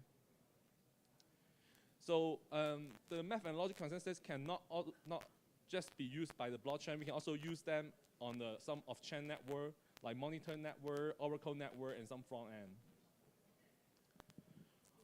And there's a free main meta application on HyperOracle. So we made that as like composable as possible. So the ZK indexing, the ZK messaging, and the ZK automation. So what ZK indexing essentially is like, we're indexing the contract you want, the user want, and have the proof for that. And the ZK messaging is doing the interchain IO. And then the ZK automation is like multi-chain like decentralized automation with safe IO. So for easier to understand, like the ZK indexing is more like safer and faster the graph. And why we need the safer and faster the graph? Because we don't want to have this situation to happen. We don't want like you have like the data from the graph and then like the data is inaccurate and cause another business problem. Yeah. And let's jump into the test step. And this is the HyperOracle node. And the user need to define what the GraphQL schema they want and which contract they want to watch, monitor, which can be a multiple contract. and they need to configure in the config file and do the mapping, the filter and decoder in the mapping file. And after the user define this thing, the HyperOracle node will execute it inside the zkWasm emulator. And then if you got the data from, for instance, in this case, the user want to watch this certain contract, and he want to aggregate this contract, this variable in this certain schema, and then we will get the schema, we will get the data with this schema, and then generate a proof with that, and the user will get the proof and the contract and the data, and they can verify it later. And also we have some optimization for the KV store to boost up the speed. And this is the data flow for the HyperOracle. First, the blockchain have some event happen, and then HyperOracle node as a middleware, it will catch this data and the event, and then let the user to define what they want to use with this data. They can just simply do ZK indexing, like for instance, some doing analysis or ether scan. They can just simply use this data to display it. Or they want to do the inter-chain messaging. They want to take this data as an input for another contract. And another thing is like the ZK automation. Like if they want to set up this like data and then use it in a few hours or insert in some condition get satisfied, they can inject this data back to the blockchain later. So there's a three main usage too. Like we have a lot of usage, but like this is just the most simple one. The first is like the ZK indexing is like we use it as a DRPC. So we take Compound as an example here. So the Compound user, once they open the front end will go to the registration tree to search who is providing service around them. And then after he finds the people providing service around them, and then they can just pick a random one with the fastest, the lowest latency. So they can trust the data from this person, even if it's a stranger. It's because like we have the data and the proof. If you really care about the whether the data are valid, he can do the proof on chain, do the verification on chain. And the second usage is the ZK messaging. And then for in this case, we can have some decentralized multi-chain derivative. In this case, we use the link token and git token for example. So as we know, link token and git token, they're only on Ethereum. And then Uniswap is the best oracle to get the exchange rate for both of them, the TWAP. And then HyperOracle can take this TWAP data and then feed it to another chain, for instance, ZCash or Cosmo. And then we can have the derivative based on this exchange rate, like insurance and something. And then, yeah, so people can buy the derivative based on some DeFi ecosystem assets on Ethereum in another chain. And the last usage is one of the most important. We call it ZK automation. So basically, the user need to define what he want to do with this automation, and then we will schedule this job in the HyperOracle node. Once the condition gets satisfied, and then we will execute the job he want to execute. For example, this is like we call it the 5.3.0 primitive. So it's like someone can deploy a contract, and this contract have the strategy, quantity trading strategy, and then it will get triggered with some conditions get satisfied. And so when the conditions are satisfied, the HyperOracle will trigger this contract. Definitely, before trigger the contract, we need to verify whether these conditions are legit. And this data can be off-chain and can be on-chain too. And then once the condition gets satisfied, this strategy gets executed. If it made money, and the LP will get share with the money. People just can put down their money on this contract. So our tokenomics also kind of unit. So we have a one token on all the blockchain. Thanks to the ZK messaging, we can synchronizing the contract status across different chains. So we can issue one token on all the different chains. So in this case, we have a contract on Ethereum. We have Alice and Bot, who have two different amount of the hot token. And then Bot want to transfer 20 hot token to Alice for some reason. And then the contract status will change to the Alice have 140 token, and then Bot have 180. And then this new status will be synchronizing to different chain. In this sample, we take ZCash and Cosmo. And then we will have the same amount got changed on another chain. Oh, okay. I think that's it. It's our first talk, so thank you.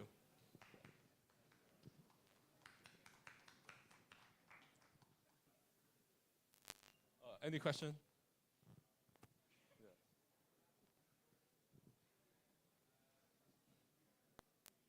How do you support Zcash?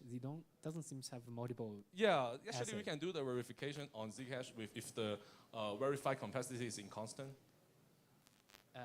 Are you creating new asset class in Zcash? Yeah. In the future, I mean, like it's not like it's just like we are thinking about to do it. I see. Got you.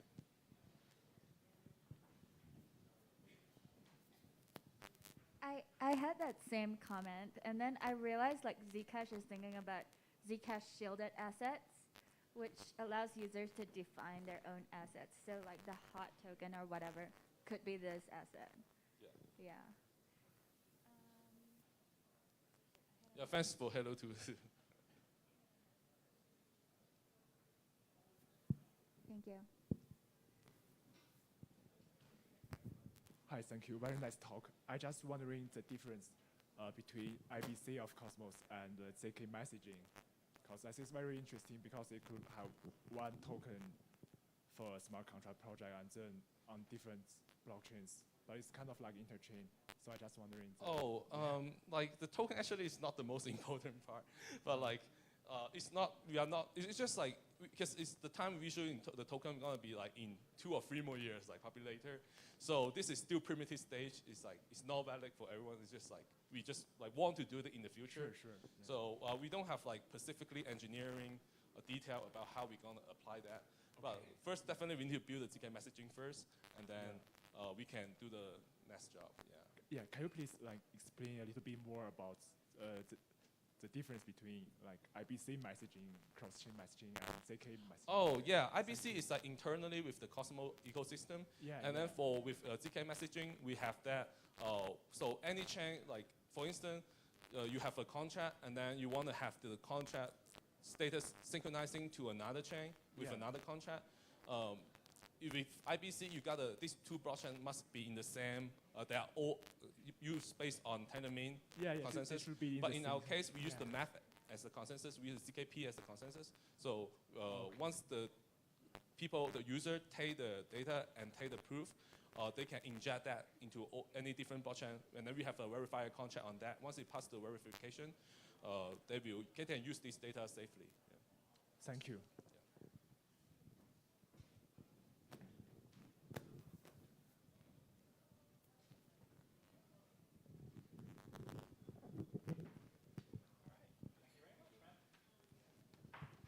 All right, thank you guys. This concludes all the talks at ZK House, and now we're transitioning into some food, which I cannot wait for, and having a chill evening. So yeah, thank you guys for coming.